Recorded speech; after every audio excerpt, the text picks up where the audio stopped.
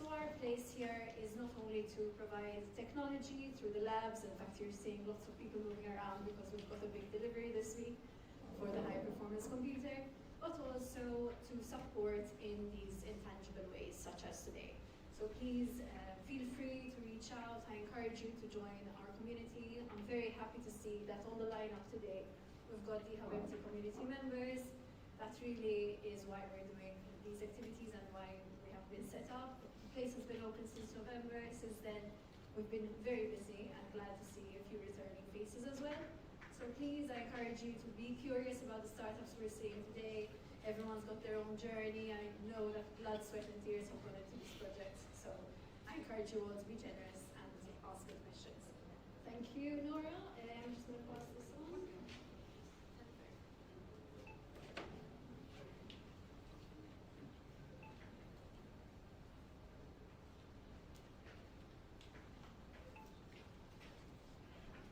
Thank you, Aisha.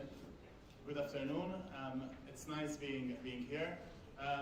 My name, just a brief introduction. It's Fabian Demicoli. I represent the Malta Chamber of SMEs. Basically, it's an NGO which was set up over 75 years ago, close to 80 actually, and closer to 80. And mainly the aim of the Chamber of SMEs was that when unions were created, at that time the retail sector was the most basically sector, the most popular sector, and retailers said, so our employees have their own union, so let's create our own organization. And from there onwards, GRTU at that time was created, and then it developed to the Malta Chamber of SMEs. There's several services which I'll try to explain that we offer. And just a brief introduction about myself. My role is as a communications and business development. And I come from a background of media and communications. So this is just a brief description from where I come, some of the coverages I've worked on, and amongst them the war in Libya. And from there onwards, then I've decided to change the sector completely, but of course still focusing on communications. And in fact, during my interview at the Malta Chamber of SMEs, at that time, GRTU, they've told me, so this is our organization, what's your dream, or what would you like to do? And of course, since nowadays the Chamber represents over 90 different sectors, so it's not just retailers, an actual need was to change the name. And of course, we have a council. Our organization is represented by a council of 18 people. Of course, different ideas. Some of them come back 30 years ago. So of course, there's some nostalgia. And it was hard to convince to change a name. But it was something which basically it was my first assignment during when I joined the Chamber of SMEs. We've worked on the rebranding and the name change. Of course, we've had to organize an EGM, invite our members, which we have over 7,000 members. And we've managed to launch our rebranded name, which is Malta Chamber of SMEs. This is the first council to understand our brief history. And something which might have been really important, or something which came unannounced, we launched in January 2020. We had a huge marketing plan coming up, which most of you will definitely speak about later today during your pitches. All planned, and 6th March 2020, first COVID case in Malta. That meant, of course, that we had to trash all our plans, and of course it was our busiest time, I think most likely in history, with of course businesses closing off, remote working, etc. And I think that meant also defining the role of such organizations like the Malta Chamber of SMEs nowadays, where at that time the most issue was how our employees, for example, I'm seeing Philip, also a member of the Chamber of SMEs. People calling us, I have 10, 20, 40 employees, 100 employees. I can't pay them. What are we going to do? And that was, for example, our first act when we contacted the authorities and told them, listen, after, of course, a research with our members said that if they receive €800 per month per each employee, they will keep all their employees. And that was, I think, one of the moments in recent history, I think also in our country, where it defined also our businesses and the wage supplement was included. And I think that defined also the moment that when associations like the Malta Chamber of SMEs, yes, they are still relevant. These are some of the services which we offer when it comes to employment and consumer law. Most of the, usually, and the Chamber of SMEs is similar to the medical sector. So we go to the doctor when we need the doctor. And it's the same, most of the time it's the same with the Chamber of SMEs. Sometimes there's an issue, a consumer issue, and they tell us, listen, now we have a tribunal case. And we try to assist members to avoid such cases.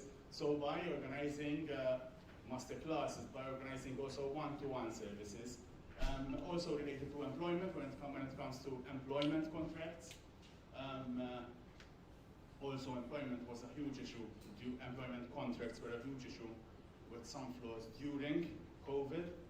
And there were a lot of changes also with the culture post-COVID.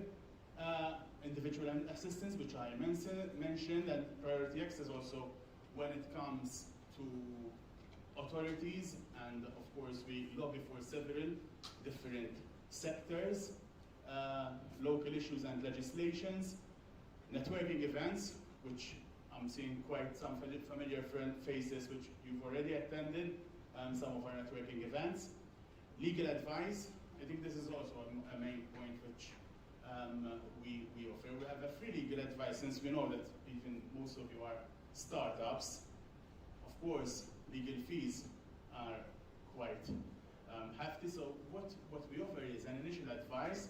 So sometimes there's someone that decides a business, oh, I want to open a case. And basically our lawyer tries to, rather than telling you, okay, let's go to court and pay me monthly, we'll try to find a solution out of court with our free legal advice. Also an ESG, free ESG advice, which we currently offer, is of course also advices related to EU funds and schemes, and I think something which we're here today, other methods of funds and venture capital, and information sessions, master classes, and conferences.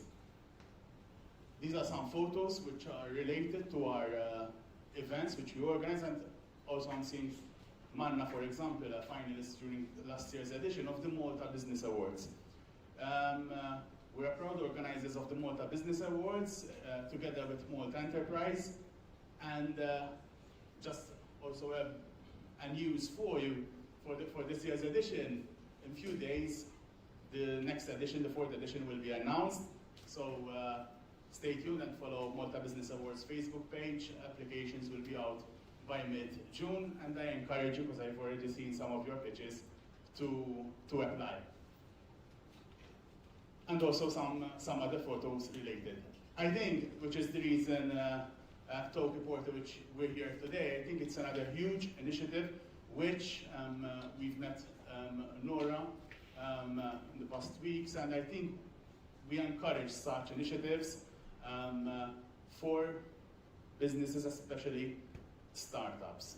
We are aware that when it comes to funding, there are some obstacles, or a lot of obstacles here in Malta. So, but there are sectors which and entities which can assist you today, and I'm sure they will be speaking following my speech. So good luck with your pitches, and please, if we can be of any assistance, please get in touch.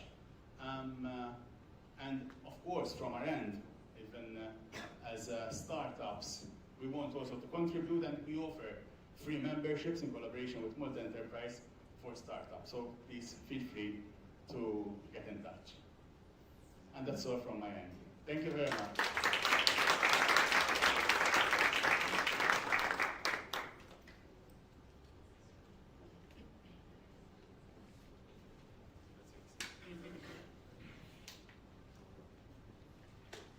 Hello everybody. Well, good afternoon, and thanks Nora for the invitation. And should I go ahead with the? Okay, here we go. So I'm Mattia Stasi. I'm a crowdfunding coach. So essentially, my job is to support clients all over the world in launching their campaigns and their innovative products and projects on platforms such as Kickstarter and Indiegogo, which are the most popular reward-based crowdfunding platform in the world. So essentially, my career started back in 2015, essentially when I co-founded with a couple of partners robotic startups, and we got an investment from Qualcomm Robotics and Techstars. So we moved from Italy to San Diego and participating to the acceleration program. And it was an amazing experience. We've been there for 5-6 months working, learning a lot. And after that experience, essentially, we managed to launch our first crowdfunding campaign for our product, which was this one. And essentially, the campaign managed to raise over $675,000 in pre-sales. Okay, pre-sales, which is very important. Now, since this experience, after that, essentially, I started coaching others in doing the same journey. And I supported products and projects in very different categories, from tech product to publishing watches, kitchen product, art book, application. That was an AI application, very interesting, design, board games, and interior design projects. Like so far, I contributed in helping raising over $4.2 million across 50 different campaigns on Kickstarter and Indiegogo. And why I showed you all these different type of campaigns, because essentially, even if the projects and the markets are different, the launch strategy is always the same. That's common between a reward-based and also equity crowdfunding-based campaign. The launch strategy is always the same. So, as I mentioned you, there are different type of crowdfunding campaign, right? Crowdfunding platforms and types, essentially, equity, donation, real estate, reward-based. But in my skill is in the reward-based crowdfunding, but something that all these types have in common, especially like the equity, reward, and the real estate, it's the definition, right? So nowadays, I think that we cannot speak about crowdfunding anymore as we used to, but the crowdfunding campaign is actually a sales strategy. But more specifically, it's a pre-sale strategy, because essentially we are going to pre-sale something that we don't have yet, in any case. In the equity crowdfunding, we are pre-selling to the investors the future earnings of our company, by pre-selling, selling them stocks, but so something that actually is not there yet. In the reward-based crowdfunding, instead, we pre-selling them the product that we didn't manufacture yet. So in any case, what is really important for me, and what I always recommend to my clients, is to think about selling your product before creating it or defining that. It's way more important, the go-to-market strategy, than the actual finished version of the product.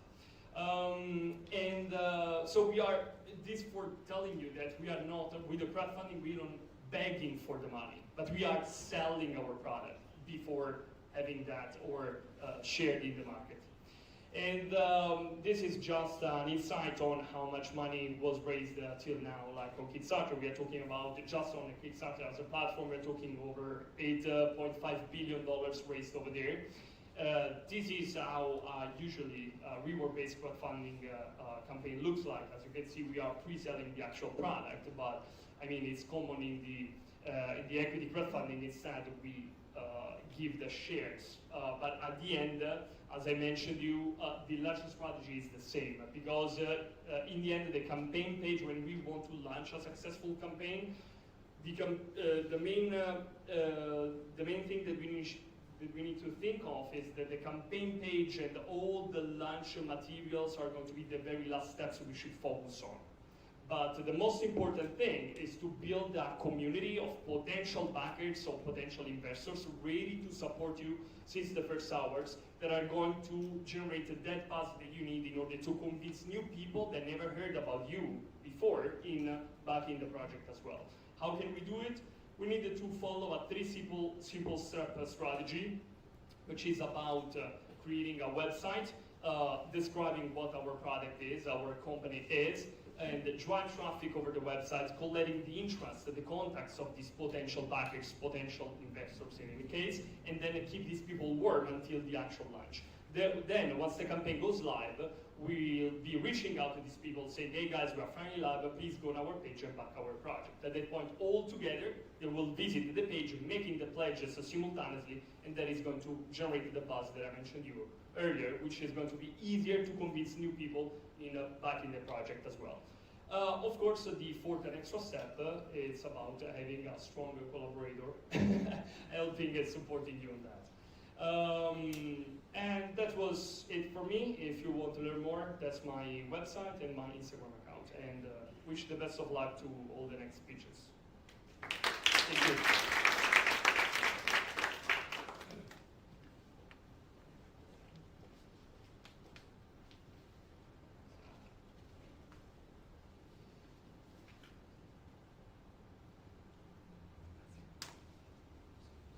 Hi, good afternoon. It's me. You didn't recognize me. I come from a different background. My background started in a very, very unadventurous way. I spent 20 years at the Central Bank of Malta, another 20 years at the Malta Financial Services Authority. So pretty on a risk-averse start. However, what I want to highlight is that in my career, I spent about 10 or 15 years licensing institutions, both banks and financial institutions. So that part of my career has come in very useful now, especially when we are looking at startups and coming over to us at Malta Government Venture Capital, whereby we have to analyze the proposals being put to us. So that in a nutshell is my background. So you tell me it's a big change. Yes, it is a big change, but at the end of the day, there are still certain fundamentals which straddle both the traditional side of things, of financing, and the more adventurous side of things. So who are we? Malta Venture Capital is a startup in itself. We have only been created, come to life in March of last year. So basically, we are having similar issues like many of you, be it funding, be it resourcing of staff, whatever, But, so we can understand where you are coming from. Today, a year later, we are in a better position to understand some of the issues. We have a 10 million fund. We are sponsored by government, so again, we have to be careful into how we deploy our funds. In fact, part of our risk management exercise is that we have 27 sectors where we can invest, 27 economic sectors where we can invest. So we will not put our eggs in one basket, we will try to diversify. As well, we will fund up to 500,000 of any of the projects which come our way. So again, that is part of our risk management. We also undertake a due diligence on the investor and on the startup themselves. Now, why am I mentioning the investor? Again, as a government entity, we have to be careful because at the end of the day, it is government funds, So when we see startups, we want them to come along to us with an investor already, if not invested, but having an active interest in the company. Why? Because eventually we will shadow that investor. We will invest in the same amount on the same terms and conditions as that investor. So we have to see, again, part of our analysis is to see that the investor has the knowledge, has the deep pocket, has the background, you know, so that even for the startup itself, that investor can help in the process, in the growth of that startup. You know, once that investor is accredited, we move on to analyzing the startup, and that is done intentionally so that then we know what the startup is doing. We ask them to submit a business plan, financial and descriptive, so that we will see that the numbers are collaborating the description. Also, we want to see that there's a market, that the startup has its resources, management, you know, all those little things add up to putting the startup in the right framework to enable it to grow. So what we were saying, whether it's the Chamber of SMEs, whether what our colleague here was saying in terms of crowdfunding, you know, all these little bits will come together eventually to form a strong company, a strong startup, to make it move over to the future, you know. So whilst we may seem to be strict in our analysis, our intention is not to stop anybody, but to have them grow in an organic manner and in a proper manner. Why? Because at the end of the day, once you grow, if you have the proper foundations, then you will grow into a strong organization. And that is where we hope we will be able to assist. As Malta Venture Capital, we found a niche where we can invest. We invest in equity. Before us, as part of the growth process of the startup, there is Malta Enterprise, who can give grants and loans. We give equity, so we invest equity only, a very niche part of the growth or financing requirements, if we may say so, of the firm. Once it grows, then hopefully there is banks and other financial institutions.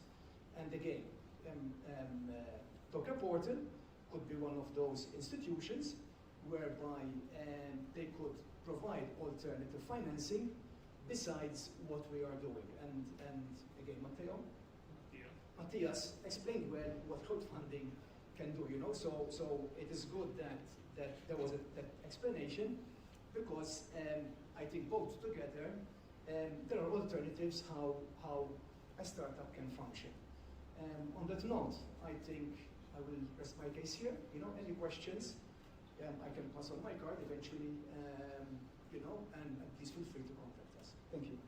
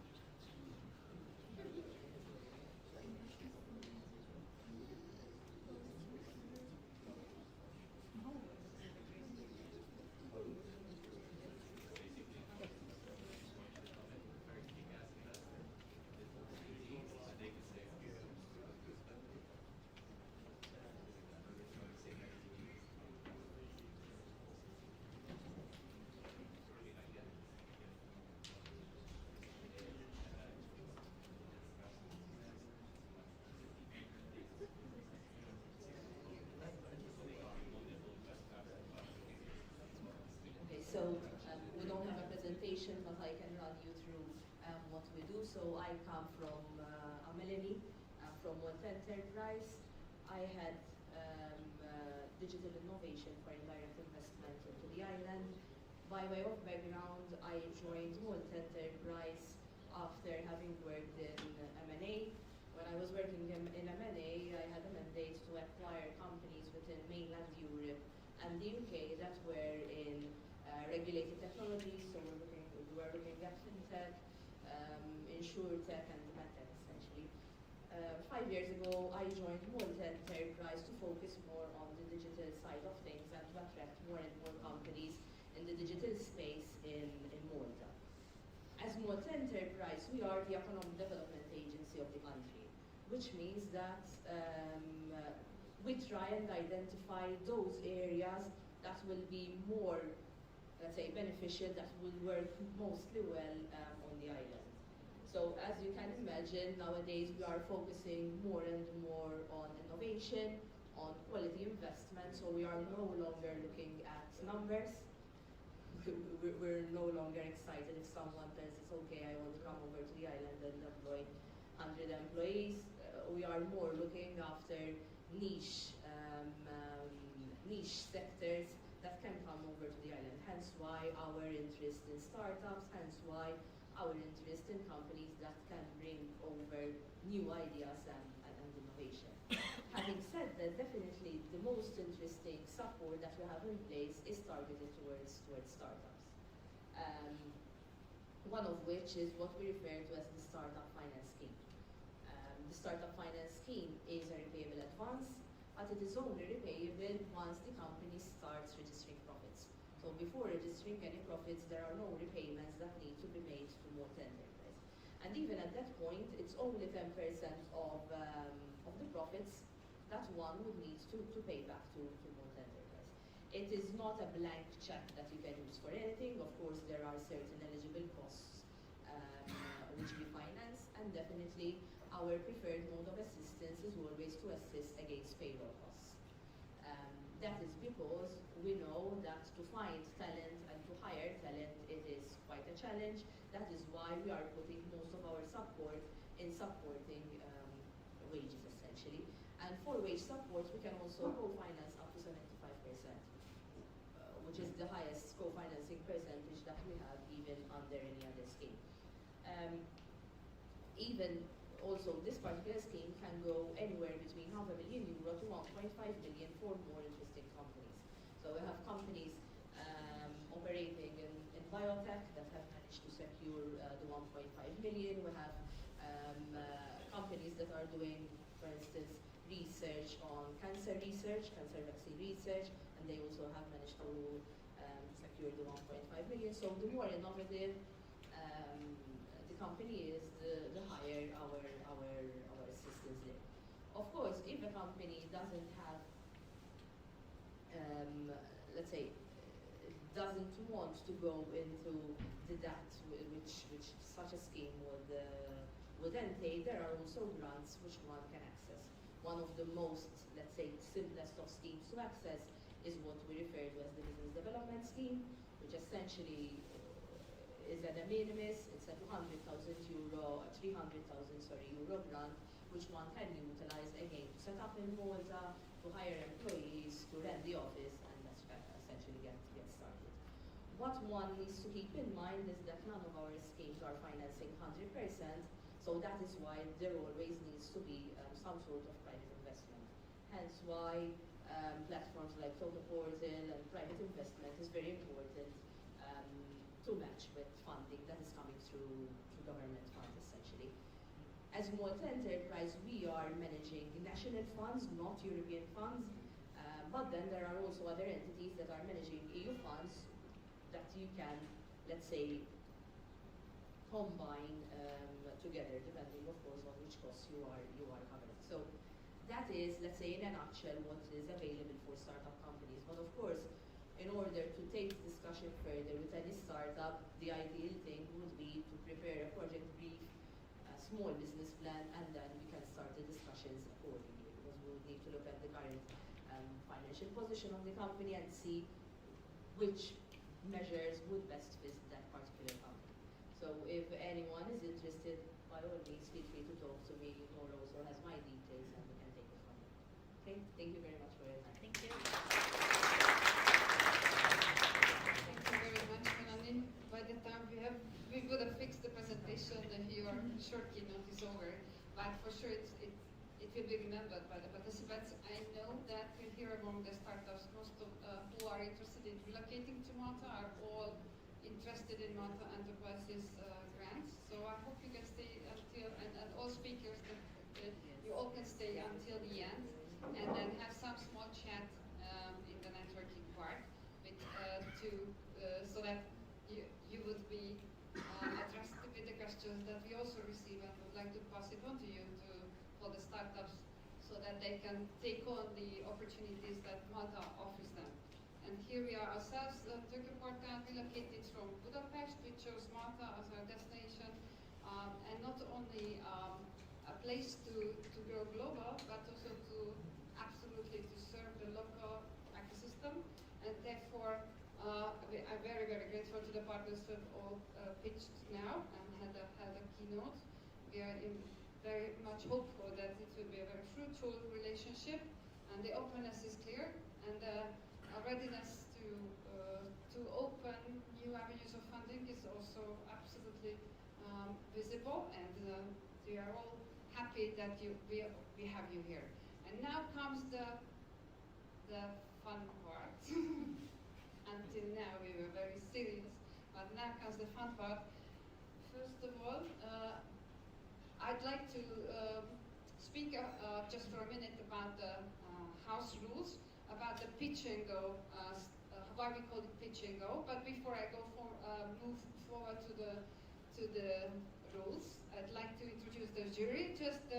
They would introduce themselves. Actually, I would have liked to highlight their photos, who all sit there. So startup funders be very prepared for their questions, and also the audience will be welcome to raise questions, and then push the button if you like to invest into these startups. Of course, it's a gamified or version of crowdfunding, but still I hope it gives you the taste of it and how it would then work in reality.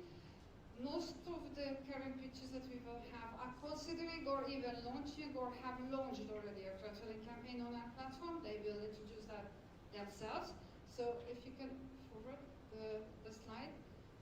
Here you find the pictures that we call because the small cards.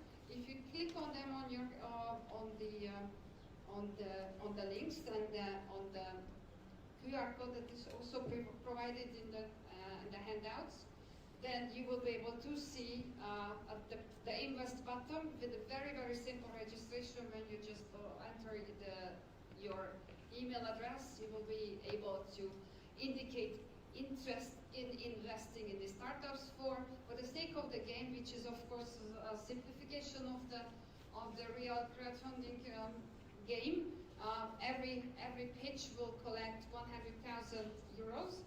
And of course there will be a winner, or all of them would win, of course, in the end of the day. But the jury will as well evaluate the pitchers and will announce their opinion in the end of the pitch part. I hope it was very clear, and it was detailed in the newsletters which you received upon registration. So I'd like to hand over it to the jury, to the introduction.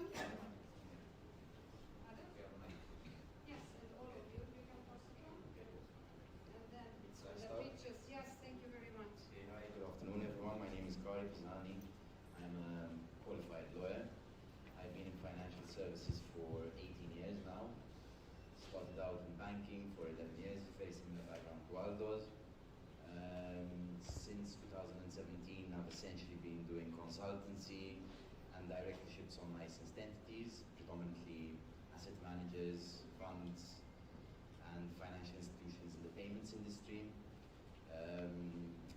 My experience with crowdfunding goes back to the solitary confinement of COVID, where I stumbled across the industry, which opened up doors to a new asset class for me as an investor. And I've just fallen in love with the space, also because I think it is an interesting way to democratize private equity, essentially, which is something that retail investors until recently didn't have much much access to. So that's me. I'm looking to grow. Robert Jones. I'm a 3 times founder. Spent 15 years building my own businesses, selling products. I'm a tech guy by DNA, so building tech products, selling them all over the world into the B2C and B2B sectors, different business sectors, different types of product. I'm more used to being a pitcher rather than a judge, so this can be a curious experience for me. So I spent 15 years in business and was the provider of that from a judging point of view.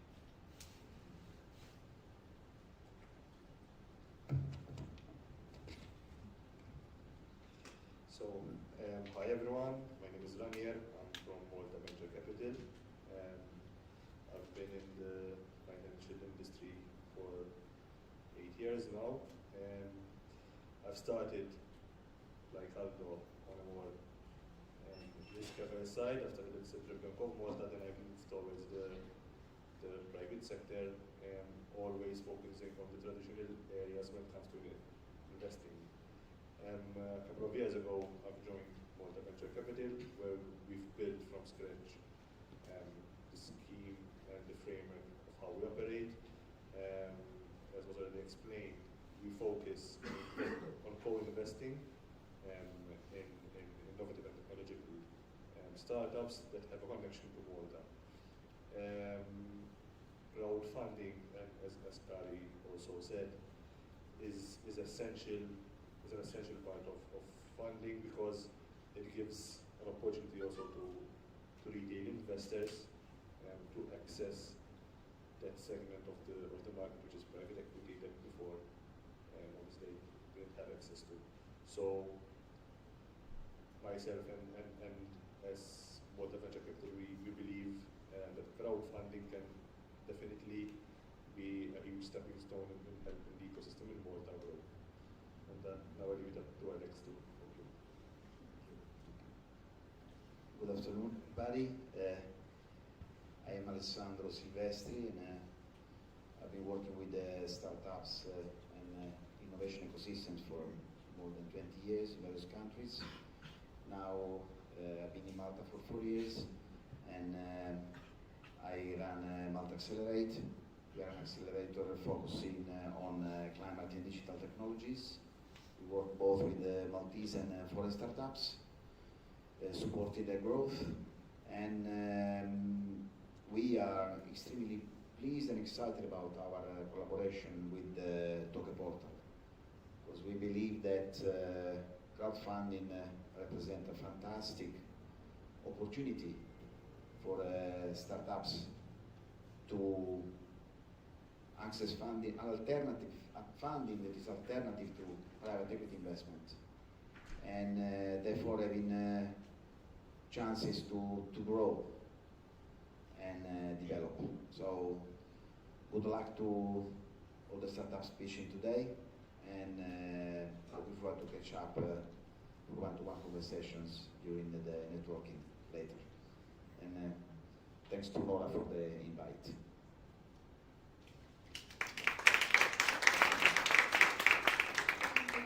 So I just would like to highlight the QR code that you can scan, I hope, to follow the pitches and to check out their decks that they also present, and then you would find that invest button. And in the very end of the pitches, I will also show how to invest real time and in reality in one of the campaigns that we actually pitch right now. Okay. Here is the QR code. There you find all the pitches, and each of the pitches have their own separate link as well. Okay, so here comes Bodyguard, and I can't resist to tell you that their campaign and the pre-launch phase is going live right now on our platform. But now focus on their pitch. Thank you.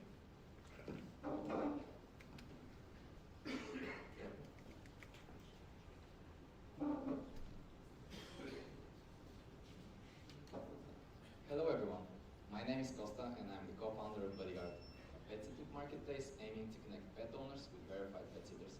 We are born in Bulgaria, but we are raising our child in Central and Eastern Europe. Picture this. You're off on a trip and the worry about leaving your pet behind bothers you. It's 10 p.m. and you're flying after 3 days. And suddenly you receive a message from the person who you found on a Facebook group who was going to take care of your pet. Then you start asking friends, but they're like, yeah, sure, I'll take care of it, but I can't in these specific dates. And the other options are of course, pet kennels. The problem with them is that they are fully booked and really hard to handle. So, in regards to the market gap, our key point is that there are a couple of marketplaces already in Europe, but the key factor is that they are not solving the number one problem which every pet owner has, and it's trust. Because after all, you're giving yourself the option to use a pet sitter who you don't even know. And depending on the situation, you might as well use it so that he can go in your house. And the other option is for the pet sitter to take the pet at his own house. So what we did is we created this seamless marketplace which not only connects pet owners with verified pet sitters, but we also train the pet sitters themselves. This means that we have automated training which complies with hygiene, safety standards, and also communication skills. This is the high point differentiator between us and the other competitors. Yeah. And the other features which we have is, of course, the easy matchmaking, which is with an integrated AI agent. And this means that if you're a pet owner and you want to find a reliable sitter based on location, availability, and pricing, you just go, ask Buddy, and in a matter of seconds, you find your perfect sitter. The other options, of course, are the secure payments, which are fully integrated within our mobile app and website. And last but not least, we have an integrated chat system, which is available once the booking is made, so that we can have real-time updates during the visits, which are including photos and videos. In regards to the pet parent journey, everyone creates his own profile and also adds information about his own pet. The key thing here is that every pet has its own characteristics, and based on them, you go to the search filter, and based on location, availability, and actually the service which you want to use, you find the perfect sitter, and after that, you book your pet's next best friend. In regards to the business, we are looking to capture more than 160 million in the next 4 years, tapping more than 45 pet-owning households in Central and Eastern Europe. Currently, we are taking 25% commission from pet sitters and pet owners in total, and the average fee which we are taking currently is €35. Where are we now? So far, in the last year, we have generated more than €100,000 with more than 600 bookings in total, and we currently have more than 205,000 pet owners registered in the company. In regards to the market size, we are on a monthly growth rate in the past 3 months with over 30%, and we have more than 80% in repeat customer count, which means that once a pet owner makes a booking, in the next 60 days he repeats the whole count. And in regards to the feedback, we have more than 100 5-star reviews. You can see them in our social media. In regards to the competition, of course we have worldwide competitors, but the key factor here is that we are more concentrated in the actual training of the pet sitters, because as I said, trustworthy and safety is the best possible thing when it comes to marketplaces. Of course, our team is a blend of professionals, every one of which has its own experience in finance, sales, marketplace, and pet care, but the key factor which is combining us is the fact that we all love pets, we are pet owners, and we see this business not only as pet sitters, but also as pet owners. That's why we are making all these efficient features. Our ask, we are looking to raise €250,000 in order to scale in Hungary, scale our sitter acquisition to 1,200 people, and reach gross market value of 300,000 in the next 12 months. My name is Kostadin, and if you want, let's reshape the future of pet care together. Thank you.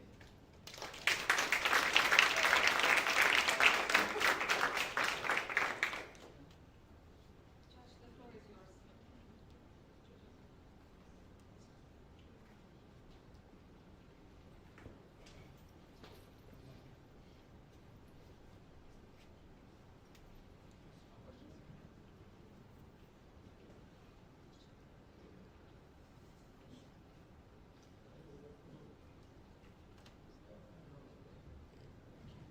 What sort of runway will 250,000 euros give you? So what are you planning to deploy the cash to? And do you expect to have to raise soon? And if so, what sort of timelines? Yeah, thank you for the question. So the runway is 12 months, and in these 12 months, we will be using the funds first to after I'll popularize the platform, because currently I didn't mention that, but we are on a zero budget when it comes to marketing, and everything happened from mouth to mouth and with the partnerships which we have in Bulgaria. So currently we will be scaling through marketing, which is not only direct but also distributed by providing merch to our pet sitters, who are our main company advocates, because they go to the parks and they spontaneously talk with pet owners and as micro entrepreneurs provide their services through the platform. They have specialized flyers with their personal QR codes, so people can go and directly book them seamlessly in a matter of seconds, and they see the person. This is one of the factors. Yep.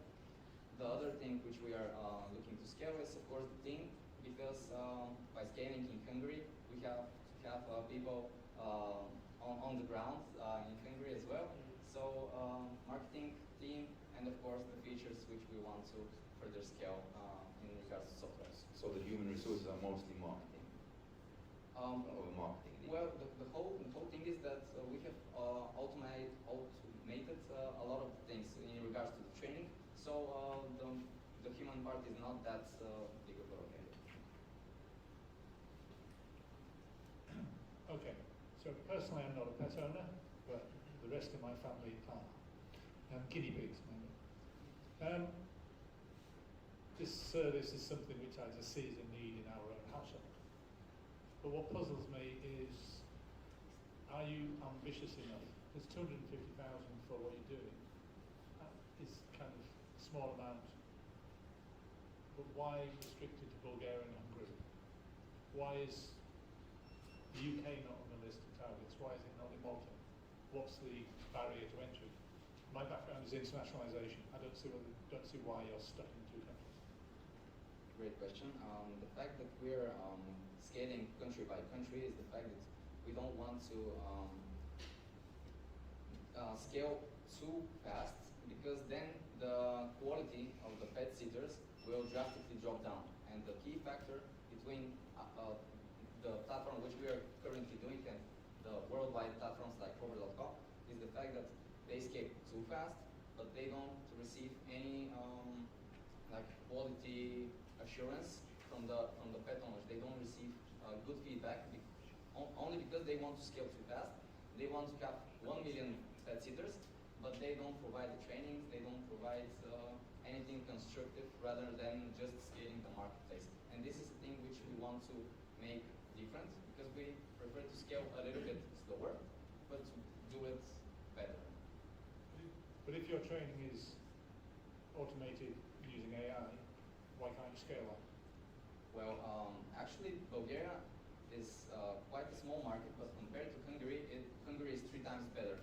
And when we talk about market size, given the fact that we're currently only bootstrapping, and this is the first financial campaign which we are currently starting, I think that we should at least go in one other country so that we can make the product market fit and see if it works actually this way. So, to be fair, multiple businesses I've been involved in where they've been scaling internationally, they often start with one country, let's do it somewhere else, and then they grow from there. So it's not a bad idea.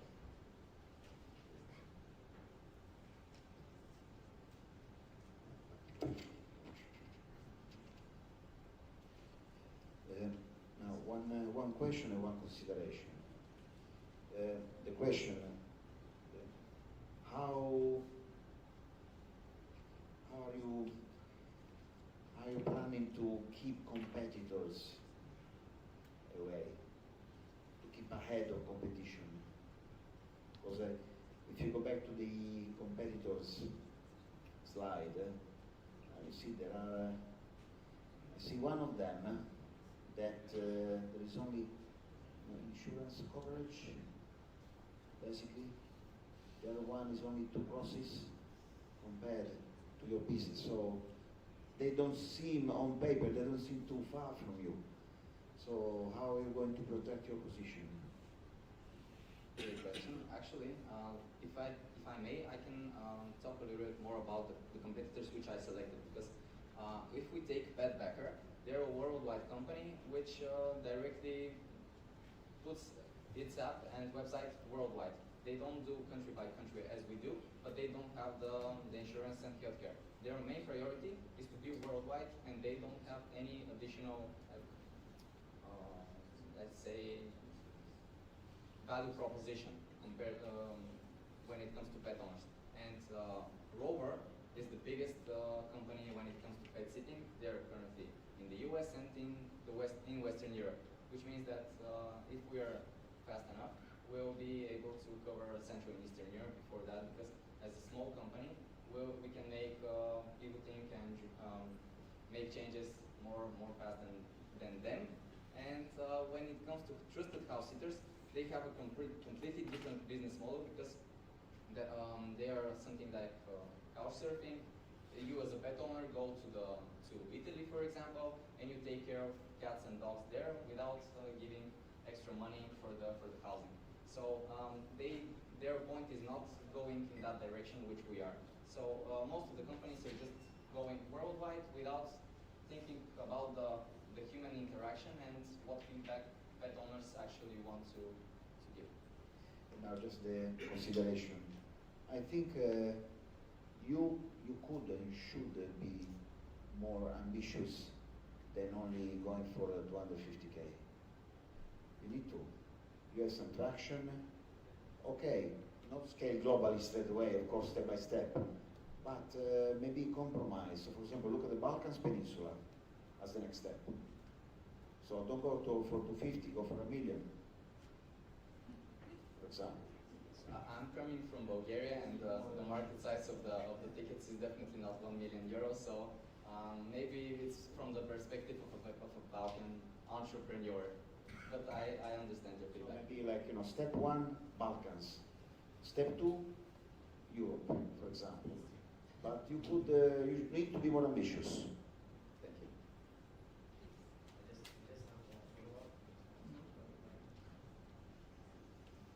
I just had a look at the application on the App Store. You don't have any reviews or ratings on the app, which I would strongly recommend you try and build up some reviews even. I think that's very helpful with the application. It's 1 month old. Okay. The website is older. Okay. The question I had for you is, how many registered users do you have that are repeat users of the application or the platform? Is you get a lot of attrition and leakage, or do you get repeat customers, and what is the ratio? Great question.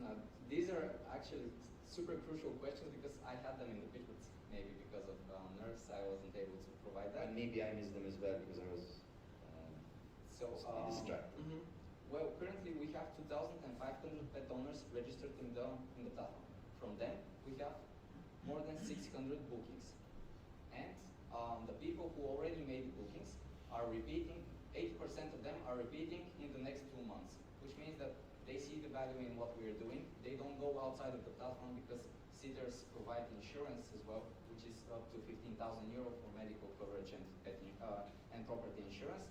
And last but not least, the app is super useful and easy to use, which means that people see value in what we're doing. Thank you.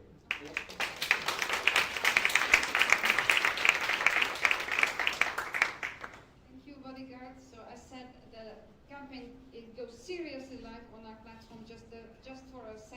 like to demonstrate how pre-registration shows. Can you scroll down? Here's the aggregate information like on a teaser or a one-pager, and then if you get interested and you subscribe here below, and you would indicate the amount of money that you might be investing, that helps the founder prepare for the campaign, and also you can get feedback, and from then on you would be notified if they hold webinars, Q&A sessions, etc. before the campaign goes live.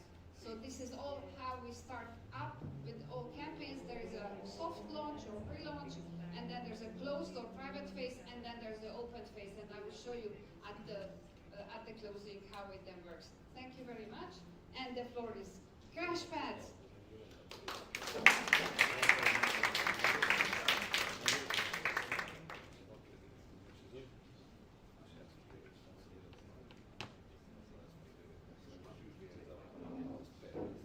Hello, my name is David. We are Crashpad, and we are on a mission of growing the next generation of climbing athletes. So how did this project come about? Me and my climbing buddies, as we are climbing in Malta and we are pushing our limits, we have discovered that there are no facilities to push yourself to the next level when it comes to grades and when it comes to challenging yourself. So the facilities which are here in Malta are super limited. There is one small wall and one small gym, and everything is very low quality, and the feeling of the community is that there isn't enough resources and facilities. At the same time, when we travel to do climbing, we can see the climbing gyms abroad, which are bursting with people, everybody getting stronger, the community is super happy and enjoying the community aspect of climbing. The whole market is actually booming worldwide. In the last few years and the next few years, it has been growing at 10% CAGR. Indoor bouldering specifically is growing at an even faster rate of 20%, and this is what we will be focusing on. So this is an industry which is booming super well. Crashpad is going to be a world-class health, fitness, and community hub. You can see the layout of the space in the background, and we will be having not only just climbing gym, but we're going to have a whole, let's say, health and fitness hub. This is the climbing wall, which is an Olympic level climbing wall. It's the same wall which was used in Paris 2024 and it's going to be used in LA 2028. But not only climbing, we're going to have yoga, Pilates, stretching, mobility. We're going to have strength and conditioning coaches. We're going to have physiotherapy. We have a healthy cafe with a chill zone, work area, co-working space, community area. We have gym and weight area so that you don't have to get a different subscription. Sauna and ice bath, so it's a whole area, whole facility. I'd like to take a minute to show you what the climbing part is going to be looking like.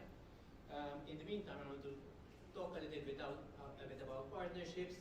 Although the facility is actually super important, the partnerships, when it actually comes to the success of the business, is critical. So we've partnered with a number of international and local partners just to make sure that they can actually help us out. Let's say for the yoga, we're going to partner with Island Yoga. For the cafe, with somebody who's actually expert in a cafe. For the physiotherapy, we have a specific provider with excellencies in physiotherapy. Also for the climbing walls and everything is going to be with a partnership, just to make sure that we are on the right track. In terms of the climbing itself, we're going to have a kids area which is separate from the adult area. So basically, it's going to be safe for kids, ready for birthday parties and group events, just to make sure that it's all ready to go. When it comes to the team, we are climbers, we are super passionate climbers, so essentially, but not only that, the team has a skill set to actually build this business. We have Sean, who is a civil engineer, studied and worked in the UK for a long time. He's been a climbing coach for the past few years, and he's one of the strongest climbers in Malta. Balázs, who has been also in the financial industry, has had multiple C-level roles in the financial industry, 20 years of climbing. And myself, I have 20 years background in IT, digital marketing, product. I have an agency called 7 Figures, and I've started climbing quite a few years back. But the most important part is we are super passionate about climbing. These are some of the partners which I mentioned before. One of the things, for example, is the Association of British Climbing Walls. So these are going to help us give the expertise that we need to actually run the business. And Nikas will basically something that we can actually use to have bouldering certifications and progressions which are at an international level. When it comes to the investment, so far we have secured 1.4 million euro and through various funding vehicles, and we're looking for an additional 500,000. When it comes to investor benefits, there's the first mover advantage because we're going to be the first one who has a proper climbing facility in Malta. We are projecting a growth of 6.5%, which is very conservative given that the market is booming. We project a 1 million euro revenue in the first 12 months of operation. We're a cash flow positive, we'll be in cash flow positive from year 2. In general, climbing gyms break even in a very short time, usually within 18 to 24 months. And obviously, early bird investors are going to have the long-term gains of brand loyalty and expansion. I think it's the best time to use the term onwards and upwards. Thank you.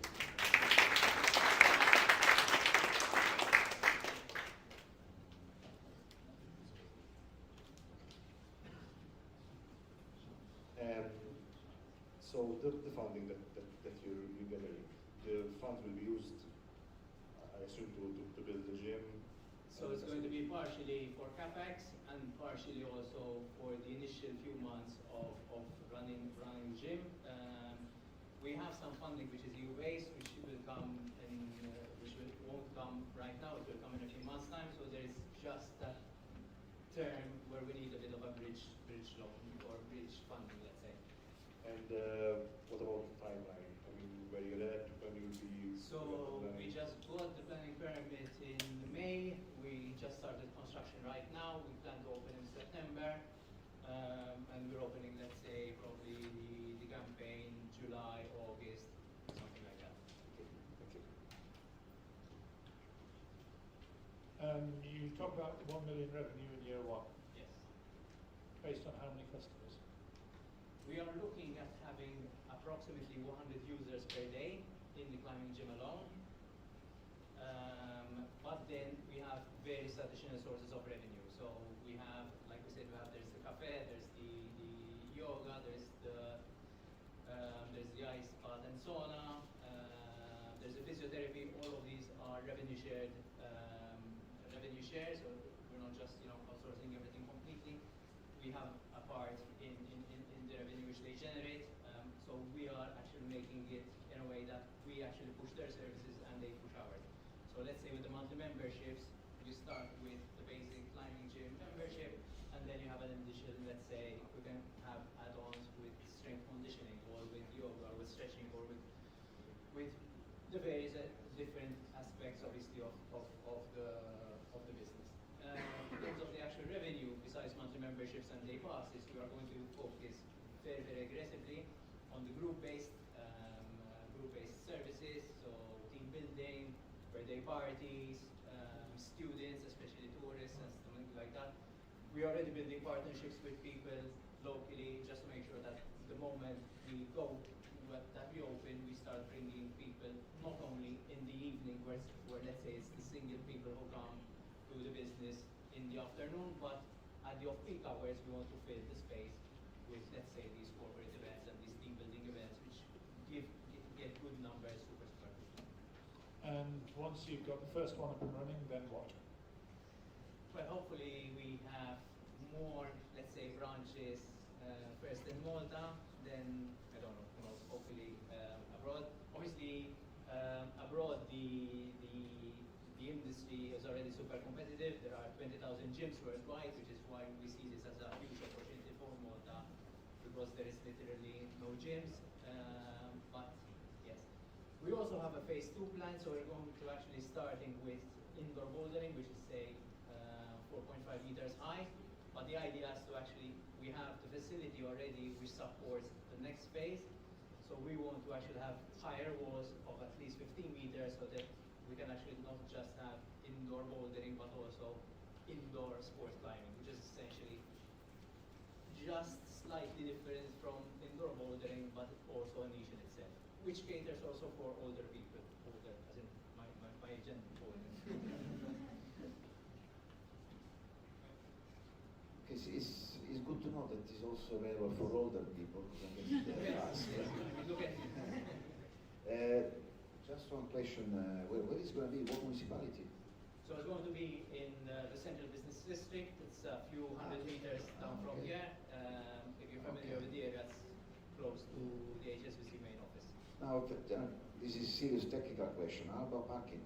Are we going to have any parking space? We are actually going to have parking space. Oh, good. Otherwise, it would have been super hard to actually. It's a big plus to the Scottish sheep, parking space in Malta. Right? The thing is, it's not only that, but our peak hours are going to be after hours. Because it's an industrial area, the industry actually goes away from 4 p.m. onwards, so the parking isn't really a problem in the area.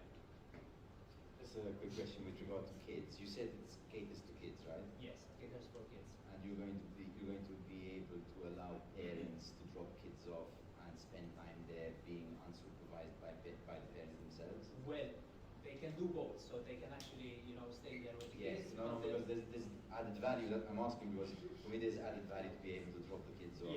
Yes, that is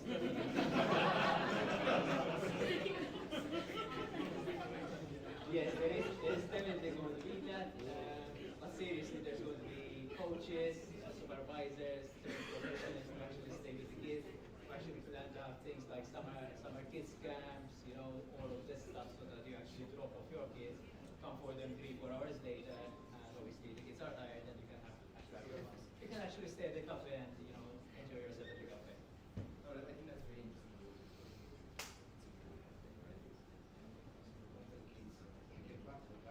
You have the first two lines. Yes, sure. Just one more question, because on the presentation I'm seeing you're mentioning, okay, numbers into the US market. Do you have any numbers? Obviously, you're starting in Malta. Yes. Would you have any numbers apart from the revenue of the market size and of potential users when it comes to climbing, gym, etc.? Yes. So in general, let's say we can gauge this from let's say the interest in communities. So the interest in communities in Malta, there are about 5,000, 6,000 people in Facebook groups, which is already quite a big number for us.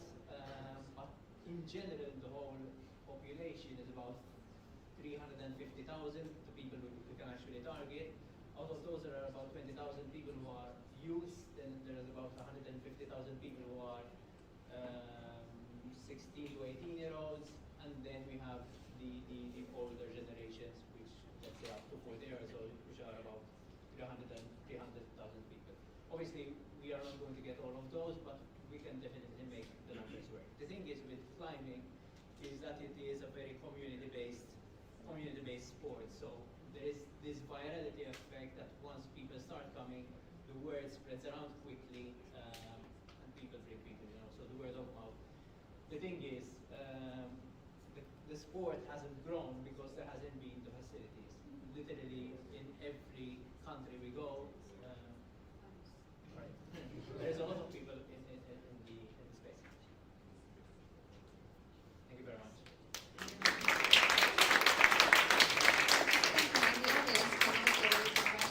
And also, I hope you had the link, the QR code. Crashpad is also about to launch the crowdfunding campaign. So the same way tokeportal.com Crashpad, you can sign in and pre-register for the campaign. So the floor is yours. If someone from the audience, Mattia, you wanted to ask something. That's what you wanted to ask to Crashpad the evaluation. The valuation. Yeah. Like 1 million point something for how much of the company? They are considering to raise a convertible loan or debt, so therefore the valuation is yet under discussion because they might opt for the loan-based version of the campaign where valuation does not come into play.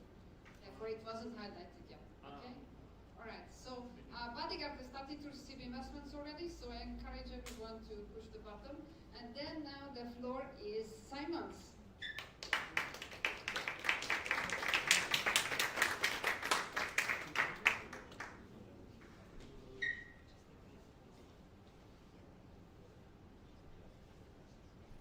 Hi, my name is Simon Mifsud and I'm the CEO and co-founder of Garland Surgical. And we're a spin-out from the University of Malta, and we're developing a novel hip replacement called the Malta hip, which will affect the lives positively of millions of patients worldwide.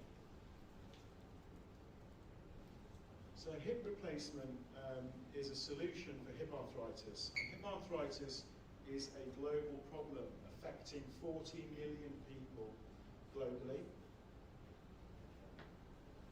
We spend 20 billion euros on dealing with hip arthritis every year, and it's considered to be a successful procedure.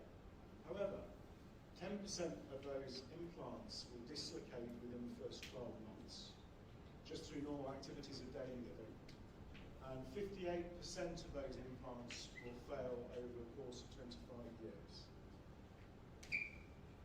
The issue and the challenge is that the implants themselves will only last for between 15 to 25 years. And you're usually in your late 60s before you receive a hip replacement. And this means that for younger active patients, there's a massive health inequality. And they have a choice. They can either have a hip replacement and face several procedures throughout their lifetime, each one less successful than the first. Battery's running low. Or they can wait it out until they're actually old enough to outlive their implant, essentially. In which time they will have lost quality of life, musculoskeletal health, etc., etc. And the additional healthcare costs associated with that. So we at Garland are trying to address those health inequalities by developing a novel hip replacement that lasts twice as long as the current crop of implants and cannot dislocate in the same way that the current ones can.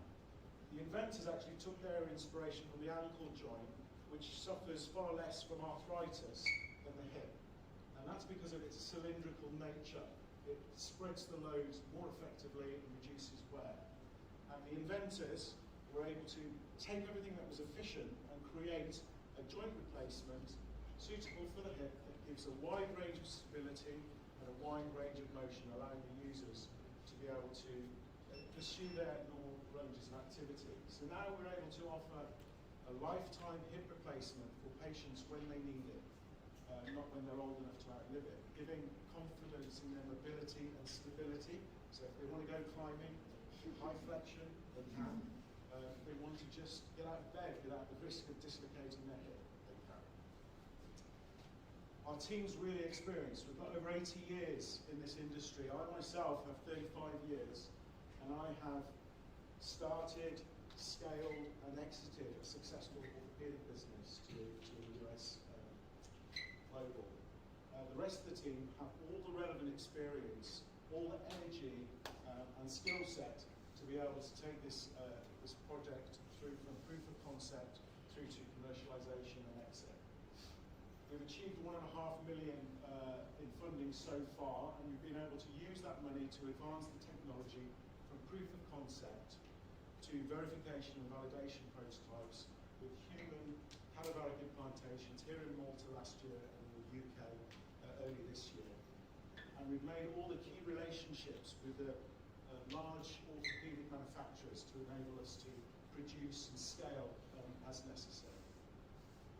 We'll focus on the US market first because it's the most significant and it's the least burdensome to get to. And we think that we can get, conservatively, 14,000 procedures annually by 2031. We don't start to hit revenue until 28, and every time we add a territory, we become incrementally more profitable because we are, going through a licensing arrangement. So we're raising 4 million, of which 2.5 million has been committed already through grants from Malta Enterprise and VCs and angels. That will give us a freeze on product development, will get us our regulatory journey initiated and ISO certification from ESI. It is really important to us. We can make a difference. We just need that funding.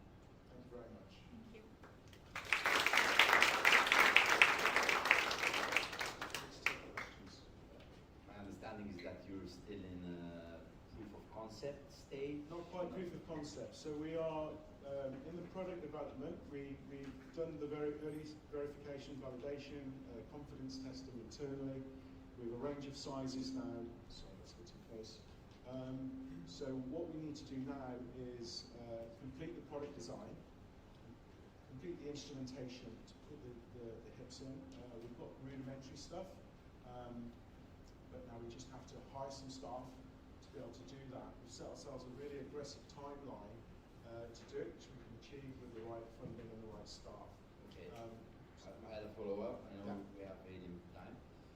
Do you or anyone else in the team have experience there for taking a product like this into the medical industry, the regulated sort of, and selling it into that space? I mean, because you're going to have to get this through regulators, I would assume. Yeah, FDA for the US and MDR for CE marking. I myself have experience. Okay. My CTO, John Chapman, he spent 25 years working with Debattista, a J&J company, one of the largest orthopedic manufacturers. That's what he did, develop hips and knees. He wanted to do something meaningful, not iterate into the vague, so he joined us. So we've got all the relevant experience. And where we don't have experience, because we don't have everything, we have a really significant advisory board who are advising us in those matters. Thank you. Okay, so personally I have no medical expertise. Okay, that's fine. But how does this compare? Well, I suppose I have one, what I would consider medical question. Don't human bodies change with time? Yes. So, does a hip replacement that's supposed to last 50 years, is it not counterintuitive? Will it last that long because the body changes? It will last that long because the technology we're using to fix it, we're relying on biological fixation, bone ingrowth into the implant, and that's part of the development work that we've done. Okay, so the answer is no. Yeah, which is good. The device is not going to deteriorate, essentially, like the existing crop of implants will, because we use a different use of the articulating surfaces in the current crop. So we don't create. How does the price per hip compare to existing products in the market? So we haven't actually made any at scale yet, but because we're not using fancy materials to achieve what others try to achieve, we're using stainless steel and a polymer called polyethylene. We can make this relatively inexpensively. We can 3D print some of the components at scale, and we've managed to do that. And the method of manufacturing so far is indicating that we can make this for the same price, if not less. We may want to charge a premium for this because it's going to double the life of the implant and reduce costs, and we may be able to do that and make a business case for doing that. But we could also make it a lot cheaper, and there are ways that we can make it comparable in terms of performance to existing, but half the price as well. So we've got lots of options available to us. Okay, one last question, struck point. Somebody I used to work with, and we used to discuss orthopedics being sold into medical systems. I was just curious. Yeah. And there was something which I learned surprised me, which was in healthcare systems that are based on private income, not like the National Health Service in the UK, there's often resistance to new products coming into a market which can be implemented faster and last longer and are cheaper because the existing incumbents in the market like the profit they already make. When we're talking So about how are you incumbents, going to we're deal with talking about the industry, my industry, or the insurance. The guy that says to me, you need a hip, it's going to cost you 50 grand or whatever it is. Yeah. They don't want to be telling me it's going to cost 25 and it'll last twice as long. Yeah. So which is weird, but yeah. So I think the attitudes have changed somewhat. Surgery. We did very early on. The first money we spent was on a independent market research in the US, which is going to be our first market. 101 orthopedic surgeons, just to make sure our baby was beautiful, because we obviously thought it was. We just wanted to know from independents. So we contracted a company called InCrowd to do that for us. and 86% at various stages of positive response to that independent market research from, yes, we would use it if it was available tomorrow with an FDA clearance, to if we saw a little bit more real-world evidence, we'd use it. So, InCrowd had never seen such a positive response. And the issue is that patients dislocate all the time. That's a massive issue for them, the patient, the clinical provider, and the payers. So they want to stop that happening. And the fact that it's going to last longer, that's almost immaterial to them. They want just to stop this dislocation risk. So thank you.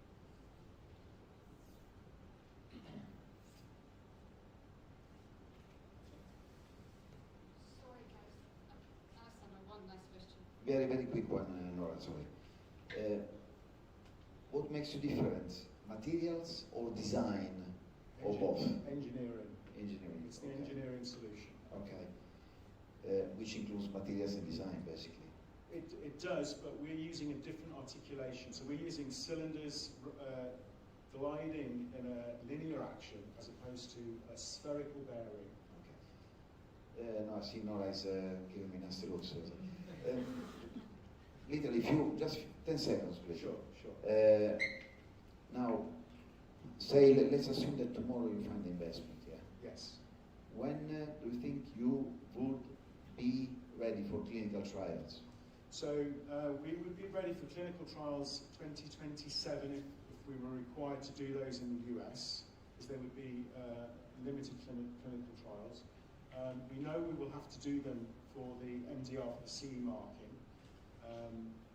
That will be after the US one, so probably end of 27, 2028. So US will come online, all being well, 2028, and then CE marking towards the end of 28 and live in Europe and the UK 2029. So we've still got a way to go, but everything that we've done so far is showing us that we're going down the right steps and stages.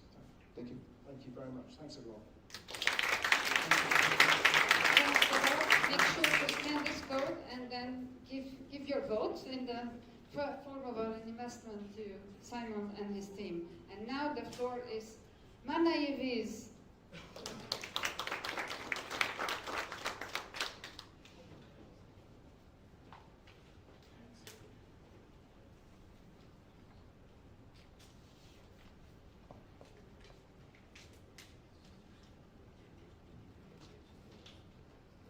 Good afternoon, everyone. So this is Fabian here from Mana EV.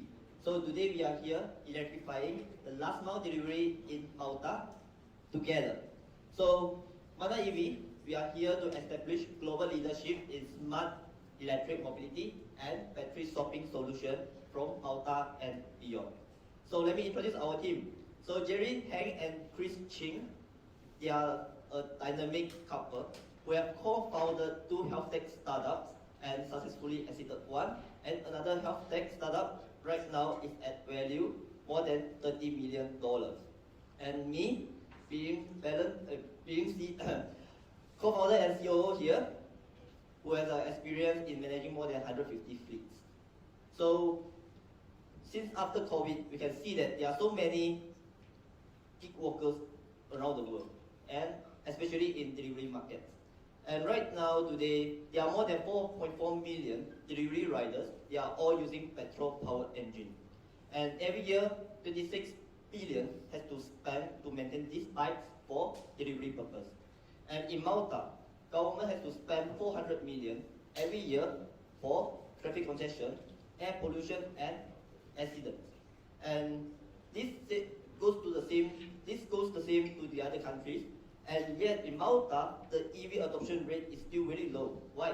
Long charging time, lack of infrastructure, and also limited travel range.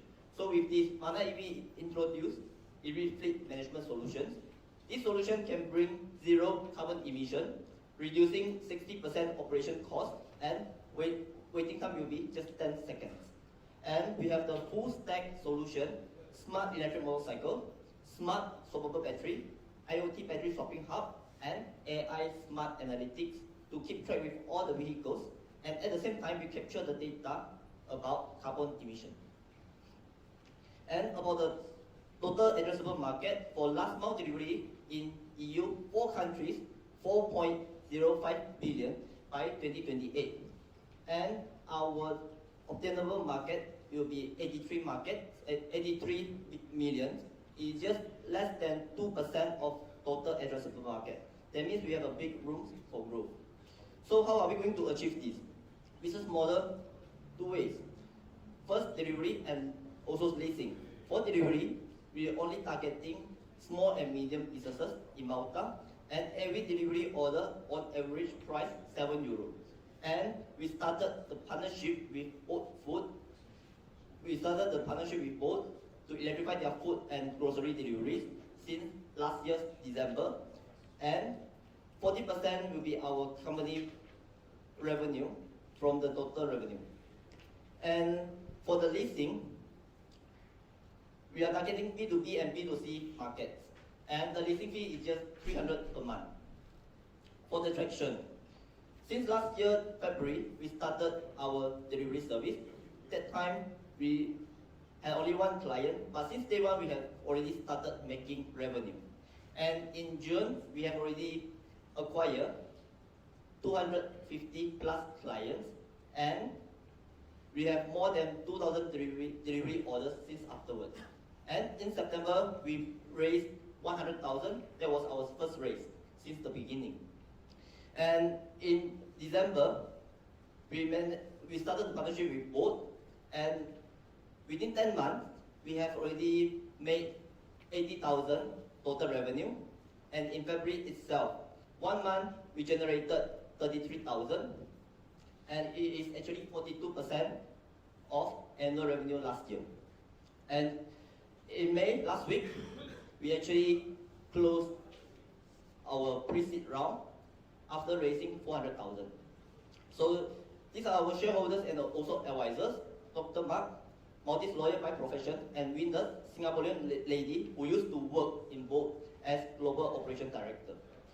Our goal this year, our top line 3 million, bottom line 600,000 after 20% target profit, and we're going to expand our fleet to 200 units, and together with 20 units of battery swapping station, and we are asking for $500,000 at the valuation of 6 million.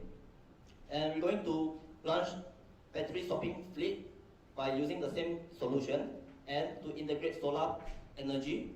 All this actually towards carbon footprint tokenization. This is how we motivate our team. And yeah, we have been working really closely with Maltese government to make sure that we are working on the right track in sustainable mobility. And yeah, let's join MaltAccelerate and electrify the future together. Thank you.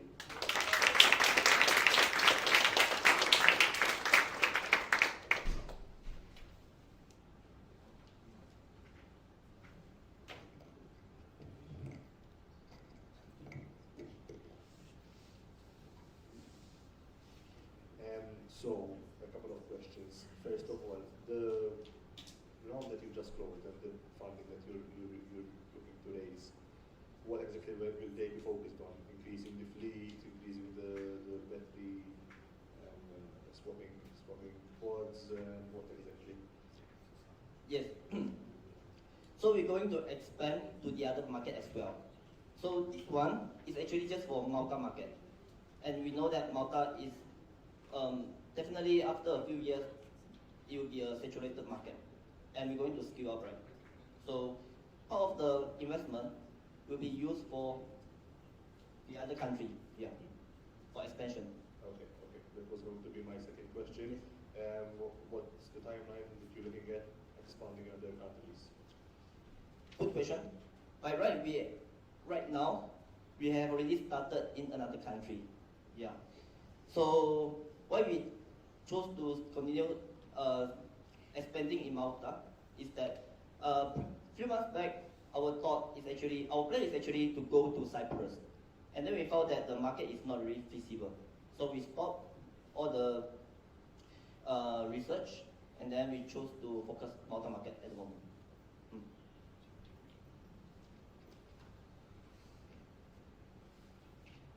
just wanted to better understand who your target audience is. So in Malta, your client base are Bolt, those are your clients, or I'm trying to understand your position. Yeah. Understand. So right now we just work solely with both, just both. Okay. Of course, we have our own delivery service. Exactly. Yes. That's what I wanted to hear. Okay. So our own delivery service mainly focus on those non-food items. Okay. And for food and grocery, we just work with both.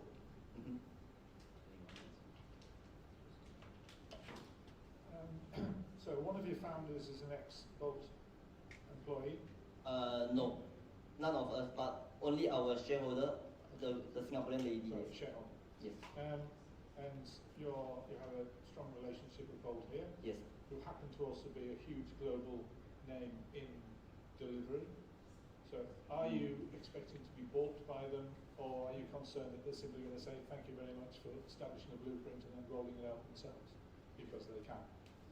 Okay, so if you notice, Bolt, right, they actually reach out to different electric mobility company to electrify their deliveries.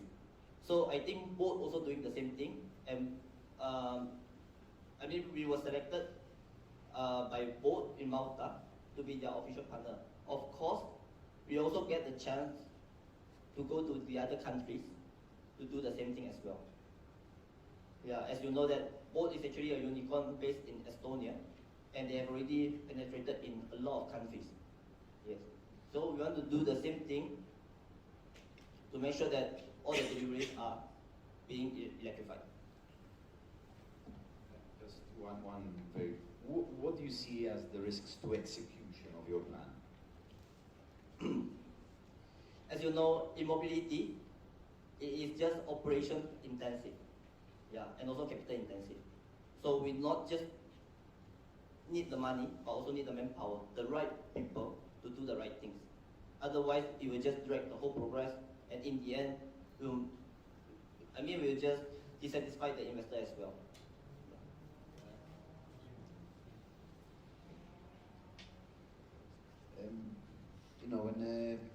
If we talk about scalability, yes, I suppose you have a plan in place to expand to other European countries. So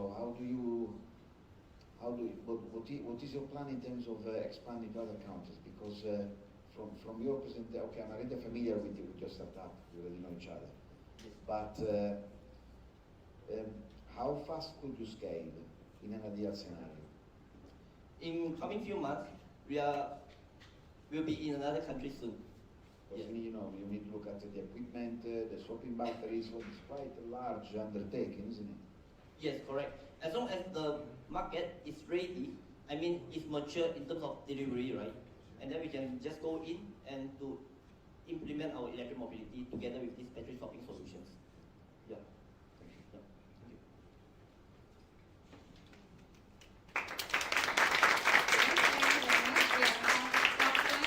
So there were some audience questions, but we will reply them afterwards through our platform. And just like to show you how this competition is up and running right now, and encourage you to push the button.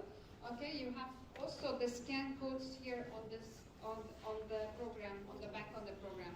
Now the floor is tattoos and the most organic steel ever.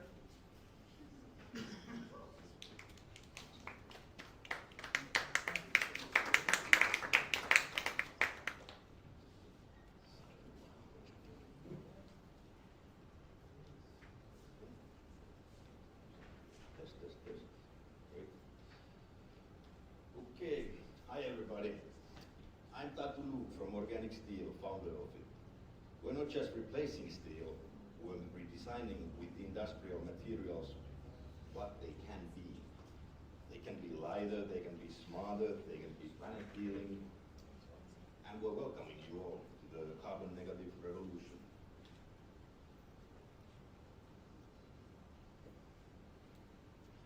So the problem, today industry creates over 50% of the global CO2 emissions, and steel and aluminium alone contribute more than 3 million tons annually.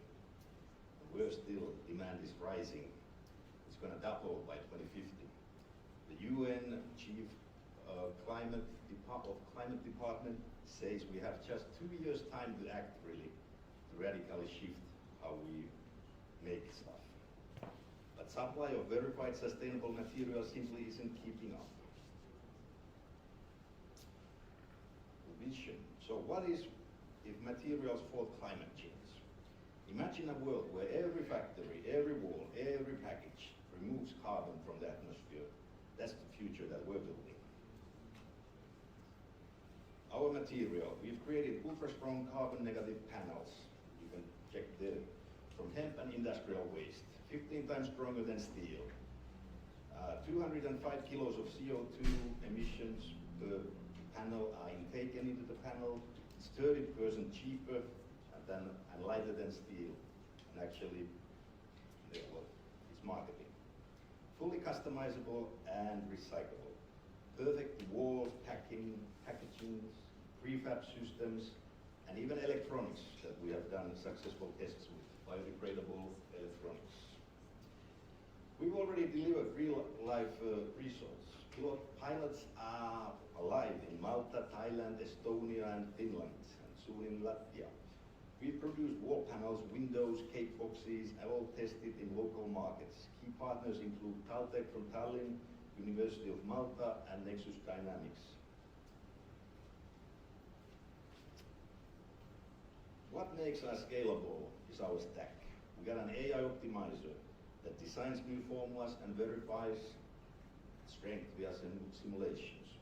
One press modular microfactories, mobile, local, and zero waste grading.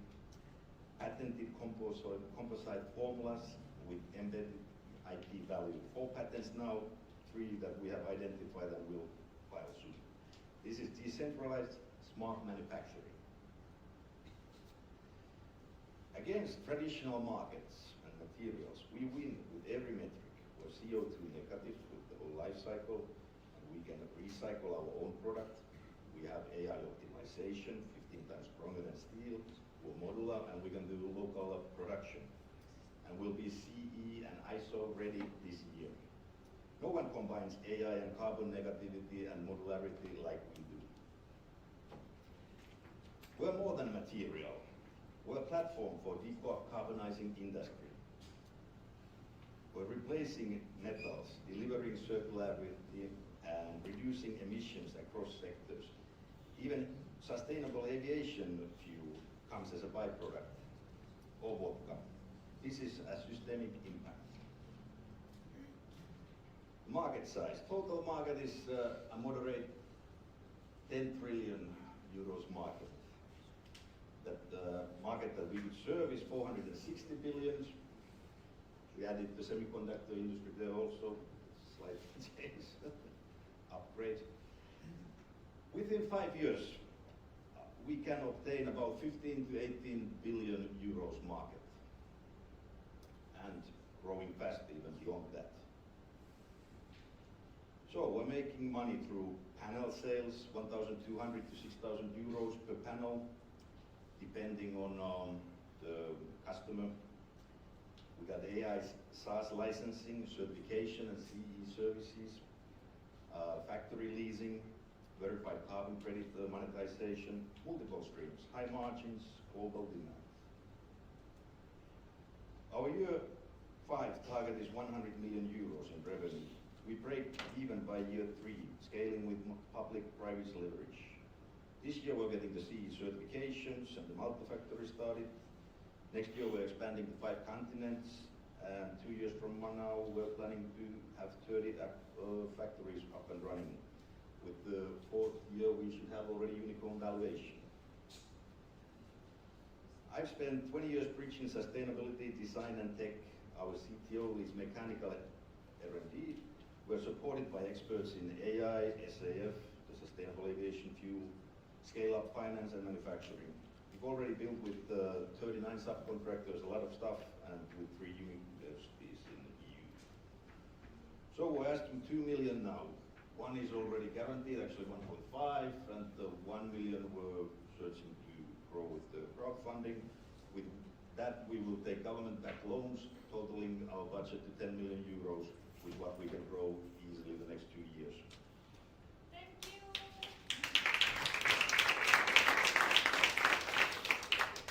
Any questions?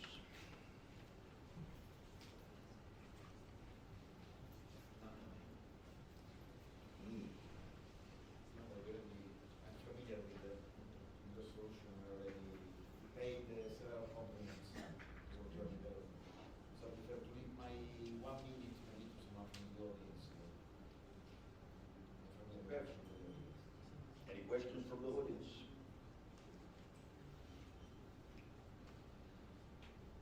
Basically, we're using the money to go to factories and certificate stuff. Yeah.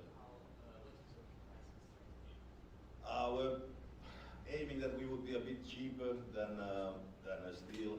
We used to have this 30-30-30 philosophy that we're 30% faster, 30% cheaper, 30% more stronger than steel, but we don't want to limit ourselves with that. So we're just looking for the optimal strength. Now it's 10 to 15 times stronger than steel, what will be the mass production, and we will place that, well, it's 30%, 20% cheaper than steel. Then we can also do much more like work on the products. We can cut it with CNC machinery and water jet cutting, so we can deliver more finalized products. So actually there will be much less edits for our original material needed. So we can cut any shape from that example, even we don't need to bend it and so on. Okay, one quick question. Okay. So, nice to see you. Haven't seen you for a while. See you again. Obviously, this is very strong stuff. Yeah. How does it compare to steel in terms of water? I.e., could you build a boat from this stuff? Yeah, you can. We actually have one project that we're planning on. So when we highly dense press it, it doesn't intake any moisture, any humidity. In itself, hemp intakes a lot, but actually, since the times of Columbus, all the boats that went to US, they used to have a hemp rope there between the lumbers, so it made them waterproof. It took some water, but with the pressure, it didn't let it go to the cargo room. So the marine sector is trying to save. Yeah, there's just a lot of certifications there. Carbon, so there's interest. It's in the production pipeline for the coming years.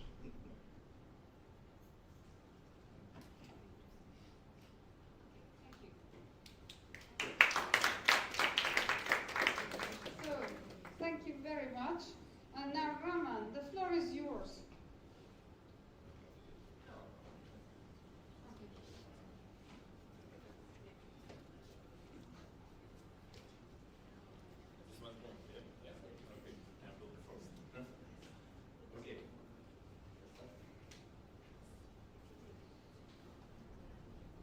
Hi everyone, my name is Roman. I am a senior founder of Ranier. And today for us, we are what it's not only about project, it chance help millions people compared to general life. I had my own example, and my grandma was had a stroke, and it was dramatic. She was in the bed with left side paralyzed, and doctor said to us, you should wait. But why we should wait? What we should wait? We should wait when she starts rehabilitation. And I understand today that time for this patients is a really important thing. And when we miss time, sometimes we miss the chance to come back to general life. How many people today waiting? We know that 3 billion people today have neurological disorders. It can be stroke, it can be Parkinson, dizziness, and another disorders. Numbers of disorders increase, patients getting younger, but 19%, and it's WHO statistic too, don't have access to recovery today. Why? Let's look in traditional methods. Traditional methods today, it's bulky stable platforms, which cost a lot, but can work only in clinics or medical centers. Its method requires a team of specialists and special knowledge from this team, and we understand that not clinics can afford it, because sometimes where we can find a team of specialists or where we can find money for this one solution.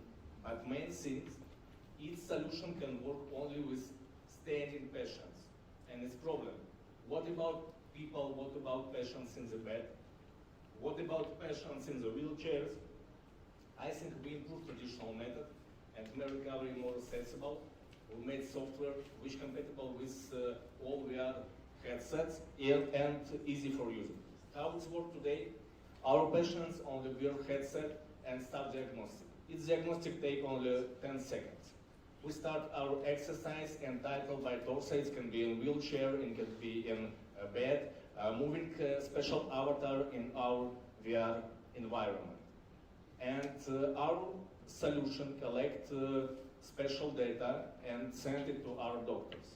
Our doctors understand all rates which our doctors should understand and can see progress of our patients. It takes only 5-10 minutes, and it can be group rehabilitation or something else. But main thing, we can start from day one, be 50% faster.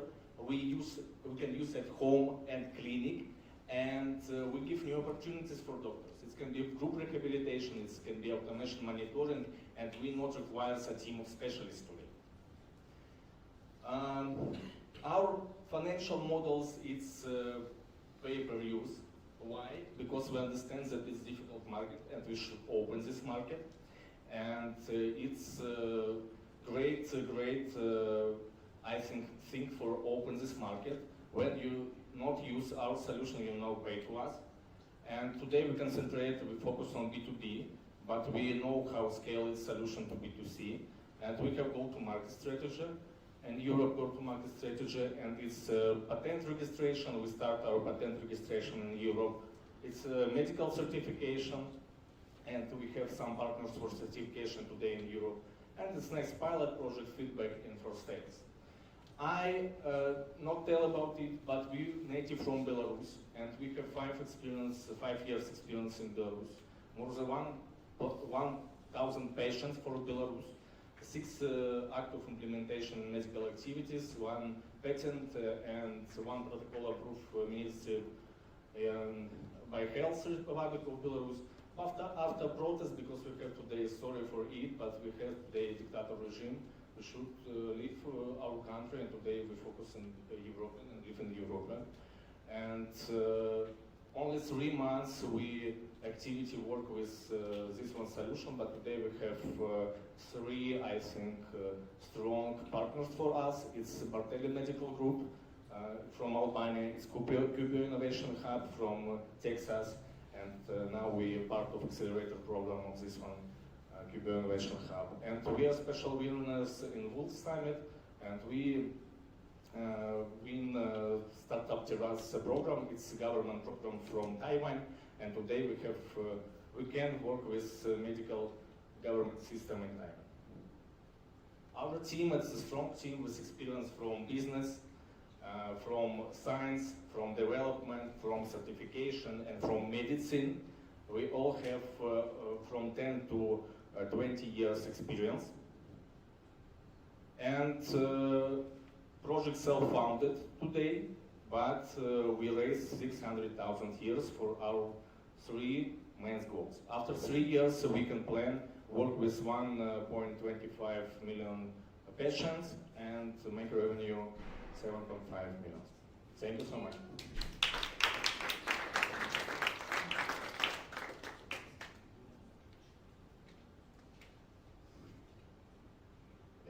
So, which countries are you looking to actually set up in? Today we're based in Poland. Yeah, we're based in Poland, but we are open. We work with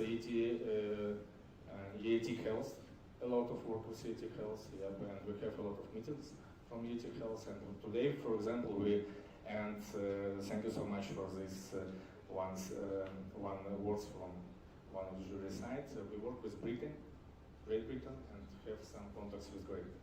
Because it's for Great Britain today, it's the most important thing. Thank you so much. Your revenue model is pay-per-use. Pay-per-use, yes. Why? Because we want open. We want to make recovery accessible for millions. It's first, but it's not from this side. We understand that clinics think about money, and clinics think about how we can save money for them. And we understand that pay-per-use model is one of the great models for this one solution. But if a medical practice wants to buy one, they could buy it? Yeah, yes, why not? But you know, it's one of our side. We understand that we work with VR headset. Yes, we're not about manufacture and we're not about hardware. We're about software. Rent of this, or yes, if clinic understands that they can buy it, okay, buy it. But we propose these models and their rented solution, rent VR headset, and buy our solution.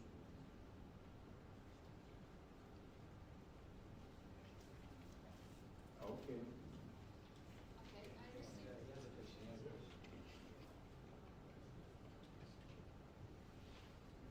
Just a quick one.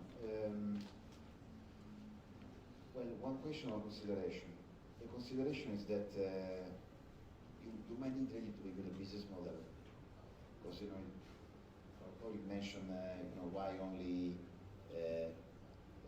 pay-per-use basically, but there could be other ways, and there are other ways for you to create more sources of income. So do not limit yourself only with one potential source of income.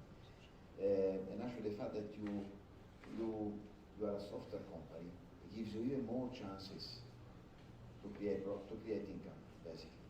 Can I answer for Please, yes. Yes, we have our goals. Yep, and one of our goals is work with these big companies. You understand what I tell about, because you're from investment. Yet I have experience from business and sell my business to others, and you understand what I say.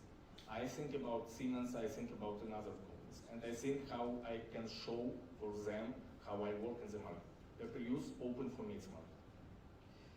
How you plan to use this 600,000 ask? Yes. Our plans for next steps. How to use this funding? Yes. We have three our first main goals for today. Is certification is first ones, because we should certify our solution in European market. We should make our patent, and this costs money too. And we should work with our solution too, because we start our pilot project, get feedback, and make our product better, and after that start our sales. Thank you. Thank you so much. Thank you so much.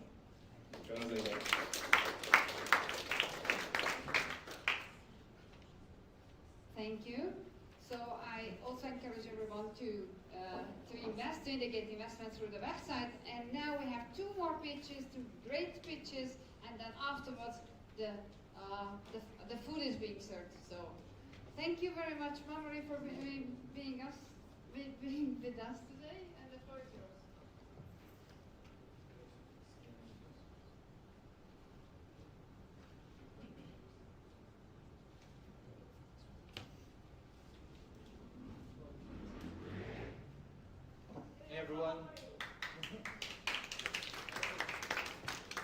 Hey everyone, I'm Steve, co-founder and Chief Growth Officer at Mamori.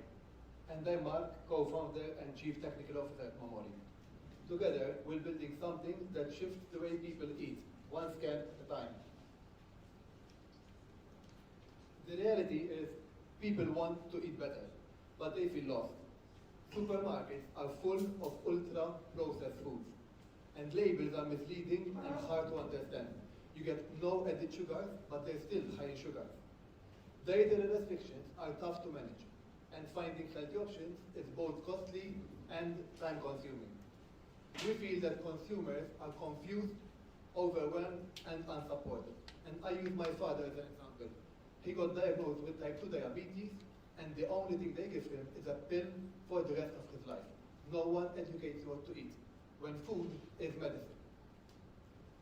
So, Mamori is your personal nutritionist in your pocket 24/7. In 4 simple steps, empower yourself to know what you're actually putting in your body on a product level. So, simply scan or search products and get instant tailored feedback, which is focused on your goals, allergies, health conditions, and nutritional targets, while discovering better alternatives instantly. So, we'd like to get to a point where Mark's father can simply know exactly what he's putting into his body with a quick scan. We're targeting a massive opportunity. The working class population is becoming more and more health conscious. And initially, we're targeting Europe, a massive underserved niche. Do you know that every government spends around 10% of the GDP on reactive healthcare, when 80% of major health issues can be prevented through food? And this is our go-to-market strategy. So, in phase 1, we're going after health-conscious niches: vegans, diabetics, allergy-sensitive people, and fitness lovers. And this is how we're going to scale, through a growth engine, using micro-influencers, nutrition communities, attacking Facebook, TikTok, and Reddit groups, and also scaling our own platform and obviously product database through a gamification campaign. And then we'll look towards phase 2, where we're expanding to institutions across schools, hospitals, governments, and fitness centers. And our business model is built to scale. On the free tier, we're offering a free version of the app with scanning limits and ads. At the same time, there's a premium model: unlimited access, no ads. And then we'll look towards the B2B, where we're licensing out our product data to online supermarkets, health apps, and e-commerce platforms, and also using the power of an API and plugin for partners like Shopify and WooCommerce. And Mamori is not simply any other calorie counting app or recipe app. Mamori offers product-level personalization that's tailored towards your dietary, allergy, and condition managements, using only EU localized data, and our database is constantly expanding, thanks to our community. So, we're going to get to a world where Mark's father, rather than being given simply one pill due to his diabetes, but given a shareable product list with product suggestions on what he can actually eat. We're currently live on iOS, Android, and web. We have early access users, and we've partnered with Malta's major food importers. We've raised around 250,000 in free money as grants and cloud hosting credits. And we have around 60,000 products verified in our database. We're soon officially launching, and in 2026 we'll launch the premium model, we go to B2B and expand to institutions. In 2027 we want to expand to 1 new EU market and reach several other targets as our vision.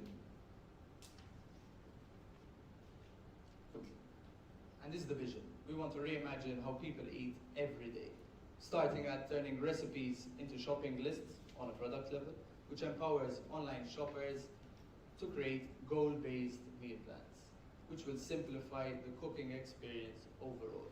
We want Mamori to be the new standard for smart nutrition. On our team, I'm Mark. I'm an AI graduate and I have 20 years of experience through my IT company, Crowdfunding. And I'm Steve. I do have a very strong background in marketing and automation, thanks to my company, BreezeFlow and the Growth Bully. But overall, we've got a well-rounded team. We've got a PhD clinical nutritionist and also a tech lead with experience scaling high-traffic companies.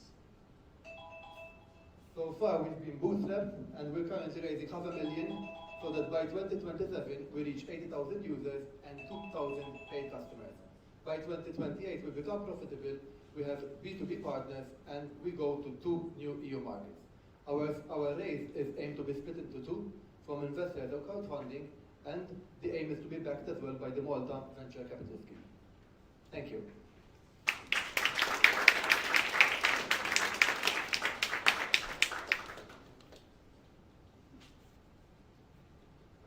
First, an observation. I mean, it's a very interesting space, that's for sure. And I mean, we're living in a world where there's now this weight management obsession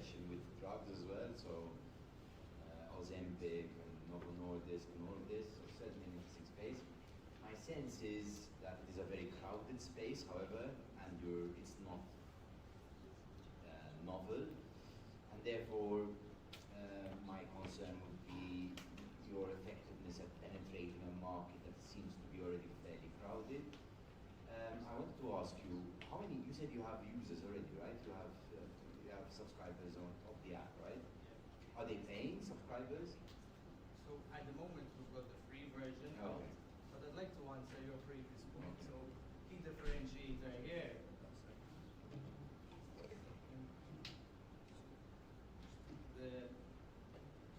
The biggest and key differentiator here is our database is verified info and product level. So for example, it's not just a basic oat-based cereal, but we're looking at Kellogg's in the size from this market in particular, and again verified. Okay, and the personalization element you mentioned earlier, is that driven by AI or is it driven by qualified specialists? Cool. Good question, good question. So I'll let Mark open up on the AI side. But when you sign up for the platform, you're essentially building your profile on your dietary needs, requirements, and whatnot. But then when it comes to the AI, that is used simply. So when we are searching up information from a quick scan from someone, the AI is cross-checking and building extremely well-formatted data. Correct? To add on that part, so the recommendation is based on expert. It's like you go to your own nutritionist.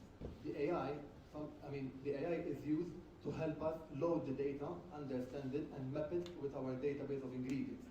But ultimately, it's not, the recommendations is not based on AI. Because AI sometimes, at least up till now, it hallucinates. Sometimes gives you a bit of random advice. It's based on experts. So what we're building in terms, and as an answer to your question, is yes, there is a lot of competitors, but not on a product level personalization. This is what we're differentiating, and especially in Europe. In Europe, it's a massive underserved niche. Why? Because there's a lot of products out there, all being localized in different countries. Our power is that we've built the AI so that we can easily onboard a lot of products, even the importers themselves. They don't have the data in a structured manner. So what we're building is we're creating a way where people can get empowered, that they know what they have, but through a simple scan, they will know if a product ultimately personally fits them.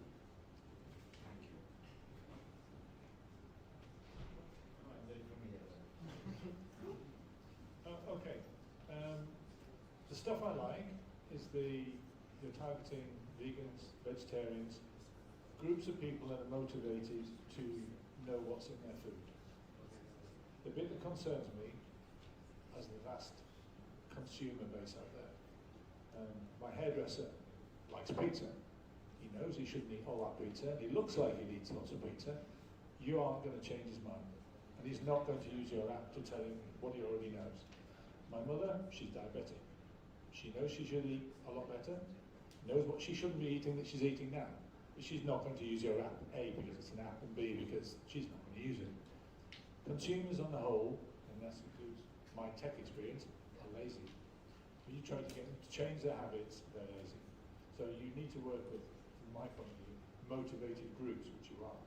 But that's where the opportunity lies to me, not the vast majority of people.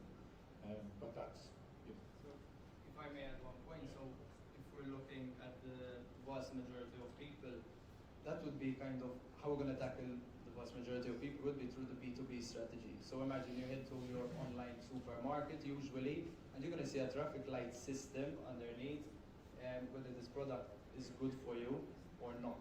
So like this, we're still working with you to a certain extent, but the B2B side is catering that through you. You won't download our app, but maybe you'll have some sort of profile built and you'll be using it through that.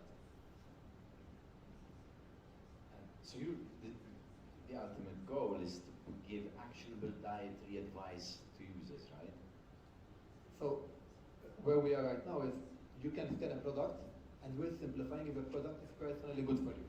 If you had to go to your own nutritionist, they will understand what you are, what you have. You could have multiple conditions. So you could have, it's not only reactive. So it's not only if you have, for example, diabetes. It could be you want to be healthy. So you want to be preventive more than reactive. The idea is that you set goals, and we'll tell you immediately, without you having to understand all the misleading terms that are present in products, and will tell you in a traffic light system if you should allow this product, avoid, or to limit in your life. But it's product specific. It's not Product user specific. specific. It's not a dietary plan for someone with specific conditions. Where we are right now, it's not a dietary plan, but then we aim to add goal-based meal plans. Why? If, for example, someone is obese and they want to reduce weight, it's not about one meal. It's about creating a holistic plan. And ultimately, it makes a big difference what products you use. All the recipes out there stop on an ingredient level. We go on a product level, and that is our key differentiator. Thank you. If you'd like, literally you can see. So we have a profile over here, my requirements, which are extremely specific, like I will for MaltAccelerate or not. Okay. It will tell you you can have this product or not. It's this, CJ, for example, goes up, and if not, it provides healthier alternatives that are this for Thank you. Just one quick question. So, as I understand, the app is almost or fully developed.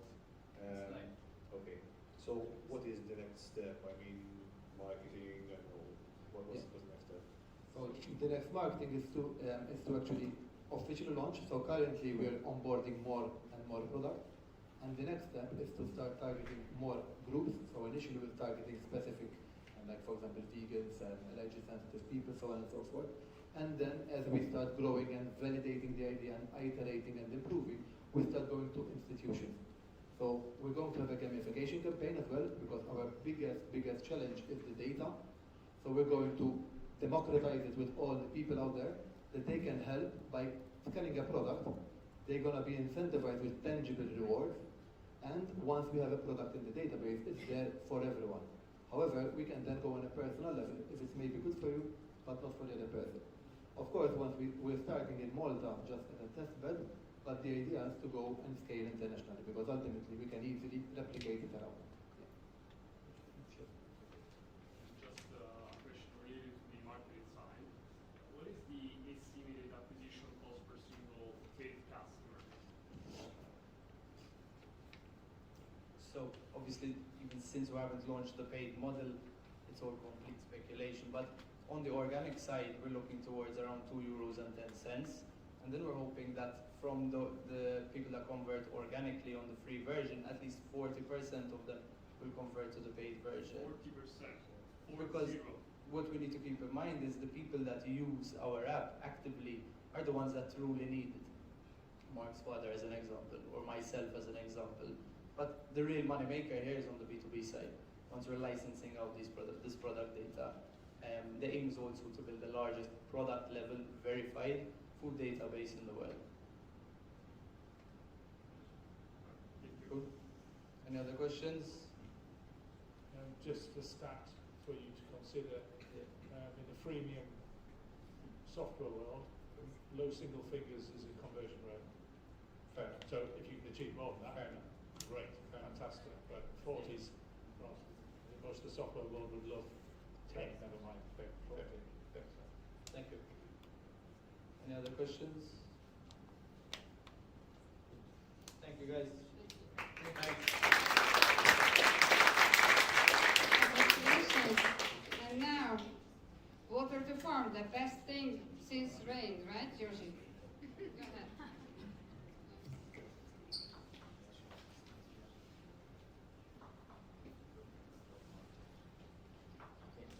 Let's talk about agriculture. So let's talk a little bit about agriculture to end this session. A lot of crop producers irrigate their land. So water is needed to dissolve the different nutrients from the soil, and at the end of the day deliver them to the plants and to the plants' cells and support their metabolism. The efficiency of irrigation is a key factor here. Water to farm is a new technology that can change the physical properties of water, and at the end of the day, we achieve a higher yield. Higher means 10-20% higher, by saving 10 to 30% of irrigation water and related energy. And in the same time, because the plants get healthier and the metabolism is better, then the plant's resilience to extreme weather, stress, and other stress conditions becomes better. Parallelly with the physical device that is installed into the irrigation system, we have a cloud-based IT solution which we want to sell them on a prepaid basis that will allow, according to the producer will basically select whether they want to maximize the yield or minimize water consumption or any other protocol that you want to say, and we can put together based on the data that we receive from them. So it's basically a precision agriculture technology that we can provide them. What's important here is that because the physical properties of the water change, the optimal point is significantly different than all the other competitor algorithms that exist. So even if we have less data on a global basis, where the water to farm device is used, then our algorithm behaves better. We were not in a hurry. We spent 6 years testing the whole concept. We have 170 tests that we have performed, a lot of test results. We have done it with the 2 major universities in Hungary that are dealing with agriculture, Debrecen and Mattia, and quite a number of certified laboratories. The product is suitable for agriculture, industrial agriculture. We do not need any external power supply. There are no additives, so we do not change the content, the chemical content of the water. So it's certified for organic farming and can be used with technology. The timeline so far, we have invested 1.7 million euro into the project, including patenting, including a large government subsidy research project, and we plan to launch basically the product this year to the market and complete it with the service by next year. There are lots of different challenges and constraints in agriculture. As you know, there are a lot of new technologies, and the agricultural world is changing very rapidly because of the agriculture, because of the ecological footprint of agriculture, because of the level of the soil is degrading, extreme weather conditions, etc.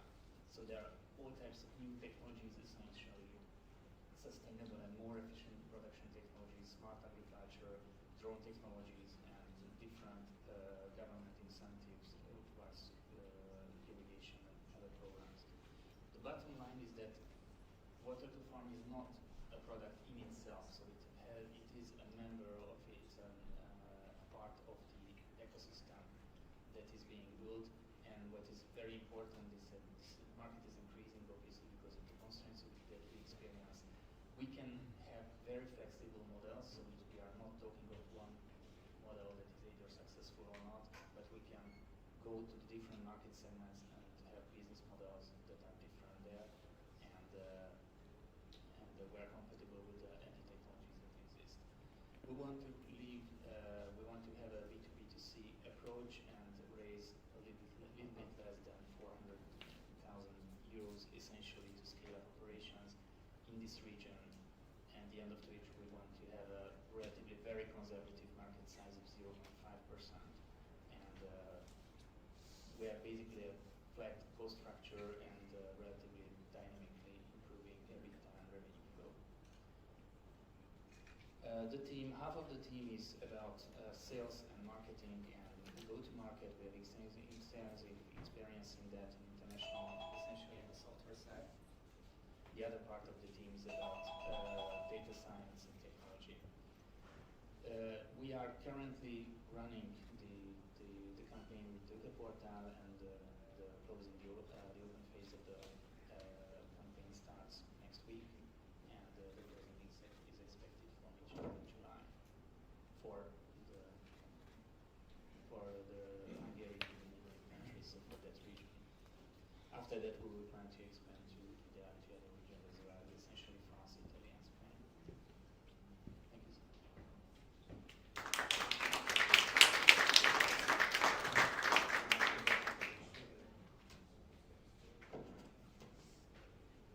I have no questions on my own, only because I'm very incompetent as a beginner, and anything I might say might sound even stupid.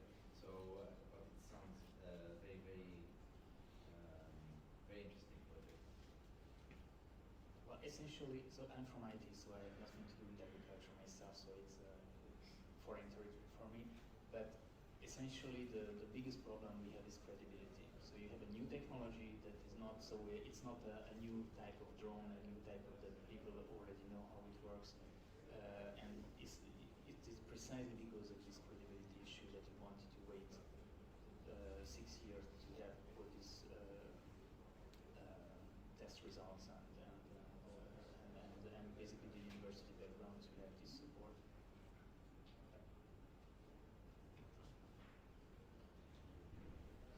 This strikes me as being something that's potentially a game changer for places that have problems with water. Yes, it is. It can. And on that basis, I would have assumed by now there'd be all sorts of Monsanto and those sort of guys will be biting your arm off to license and sell this around the world, because that's a lot of money. We've been hiding until now, so it's not. We were not out on the market. Secondly, yes, obviously there is some information that is going around, but we basically want to. We do not want to go to the hunting ground of Monsanto, the big ones. So we want to select a few crops, essentially those crops that are horticultures, sports fields, etc., because they will bite us far out. Number one. Number two, I'm not, again, a question of credibility. I cannot pretend that I can have all the AI in the world and all the experts on the world. As a Hungarian startup, I will not be able to complete and give optimization solutions for several dozens of crops. I have to start small, I have to start in my own neighborhood, then go to the larger markets when I can see how it behaves, how we can go step by step, so I can't. And this is why basically the ticket that we're talking about is a small size ticket. So if you walk into a farm and look at a crop of barley or wheat, yeah, you look at how they use their water and go, yeah, we can increase our yield by 10%. Is that kind of how you would sell this to a customer? Basically, yes, but I will concentrate on potatoes, or pepper, whatever I will. So the pricing is important in the sense that because my pricing will be based on the added value that I bring to the customer. So if I want an algorithm that raises the yield, that's a different story from water management, for example. So the added value can be monetized in different ways. Secondly, as soon as I have, let's pretend that I can increase by 10%. If I increase it to 10% of medical plants, ham, or potato, or corn, that's a different value in euros per hectare or per surface unit, which means that I want to concentrate on those crops where the per hectare value is high, when the added value which I bring can be monetized very different at a much higher level for the end customer, and this is why these are the niches where I want to go. So so number one, high value crops. Secondly, those crops where I can use the references that I have in one country, in one environment, to use it in another. So this is why we will basically go in the Mediterranean range and select countries where there is irrigation, there is scarcity of water, and where I have a tomato test somewhere of a tomato reference in Spain, I can use it in Sicily, I can use it in Turkey. If I had an ananas. So you basically have to go to each grower individually to do this? I want to optimize. And optimization means by crop, by soil type, by microclimate, by the irrigation technology, by any number of parameters that the producer sets up. And the more I can personalize it for the local environment of the producer, the more I can increase customer fidelity. And again, the money I make, I do not make it on the hardware, but on the services. And I want to get it it's easier. Even I give it for free, the equipment itself, and I build the price into the, maybe not at first, but on the longer run, yes. So it's not on the hardware that I want to keep the customer, but we have recurring revenue.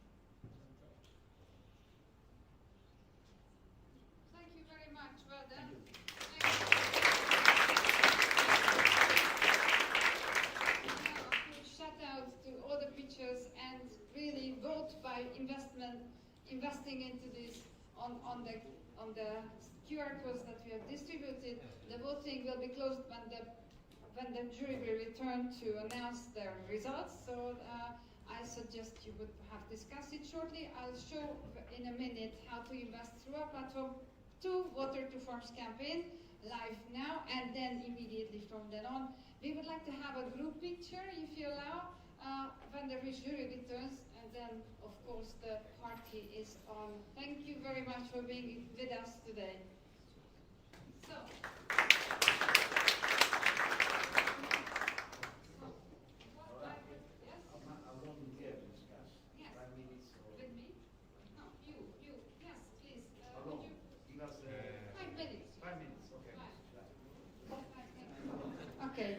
So this is Water to Farm live on our platform. If you're registered, you need to create your investor profile, but only once. This goes through KYC. Of course, it's regulated.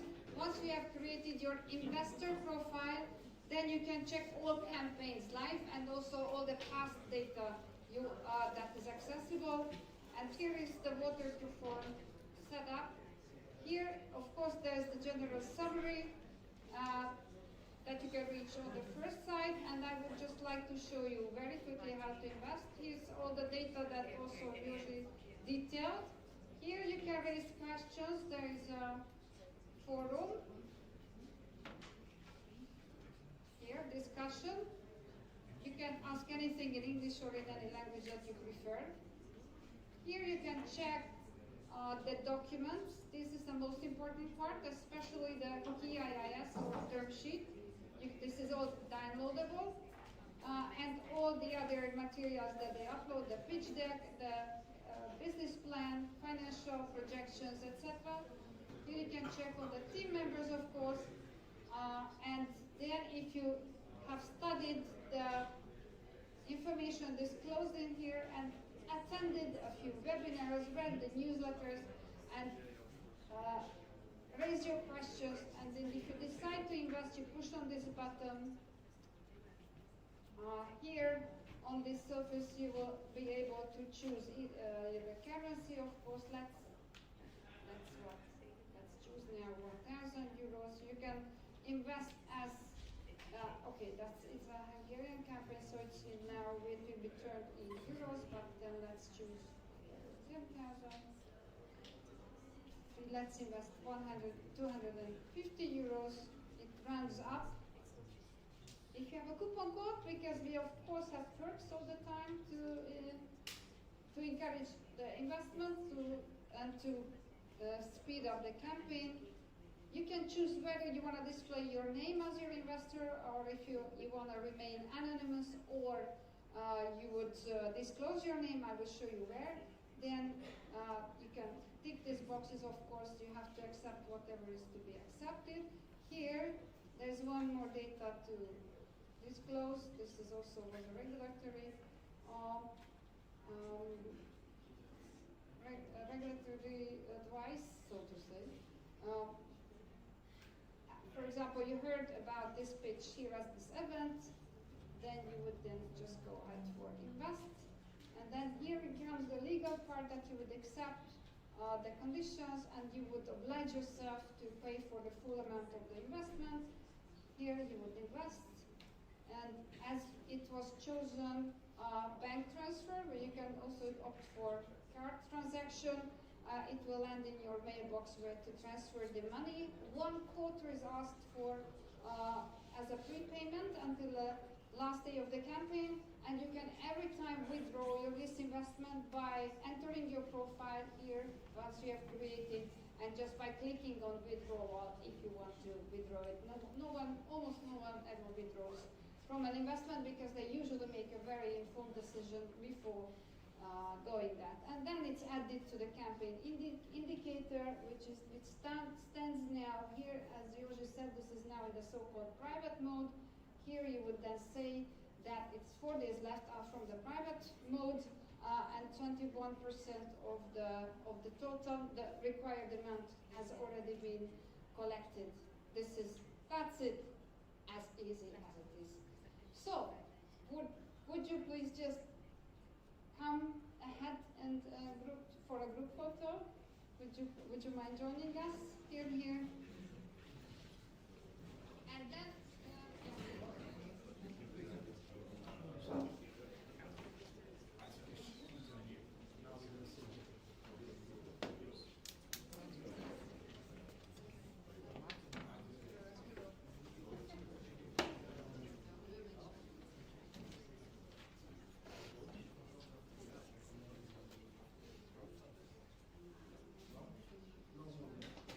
Please come on, everybody.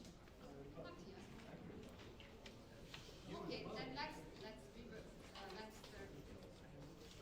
let's go to this place. Would you Aldo join us for a photo and also Fabian? For a group photo.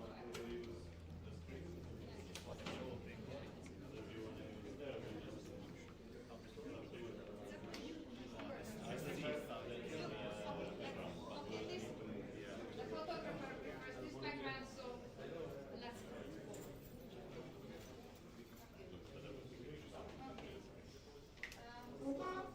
Richard. So, please direct us where to stand. If we're gonna unload the chairs over here, we can do it over there. Okay. Yes. That's why I'm asking. Stand in the middle. If they're not moving the chairs, we do it over there, because I don't want to close this. Yeah, that's why, because if they come here, there's the camera and everything. Why don't we stand Because I like thought, yeah, they're gonna clear the stuff, that's all. How about if we If stand, not, we do it over there, though. we stand up here? And you don't see the chairs. Because of the camera, because need to move over there. Because I thought they're gonna remove the stuff before the networking part, that's why. So we can do it over there.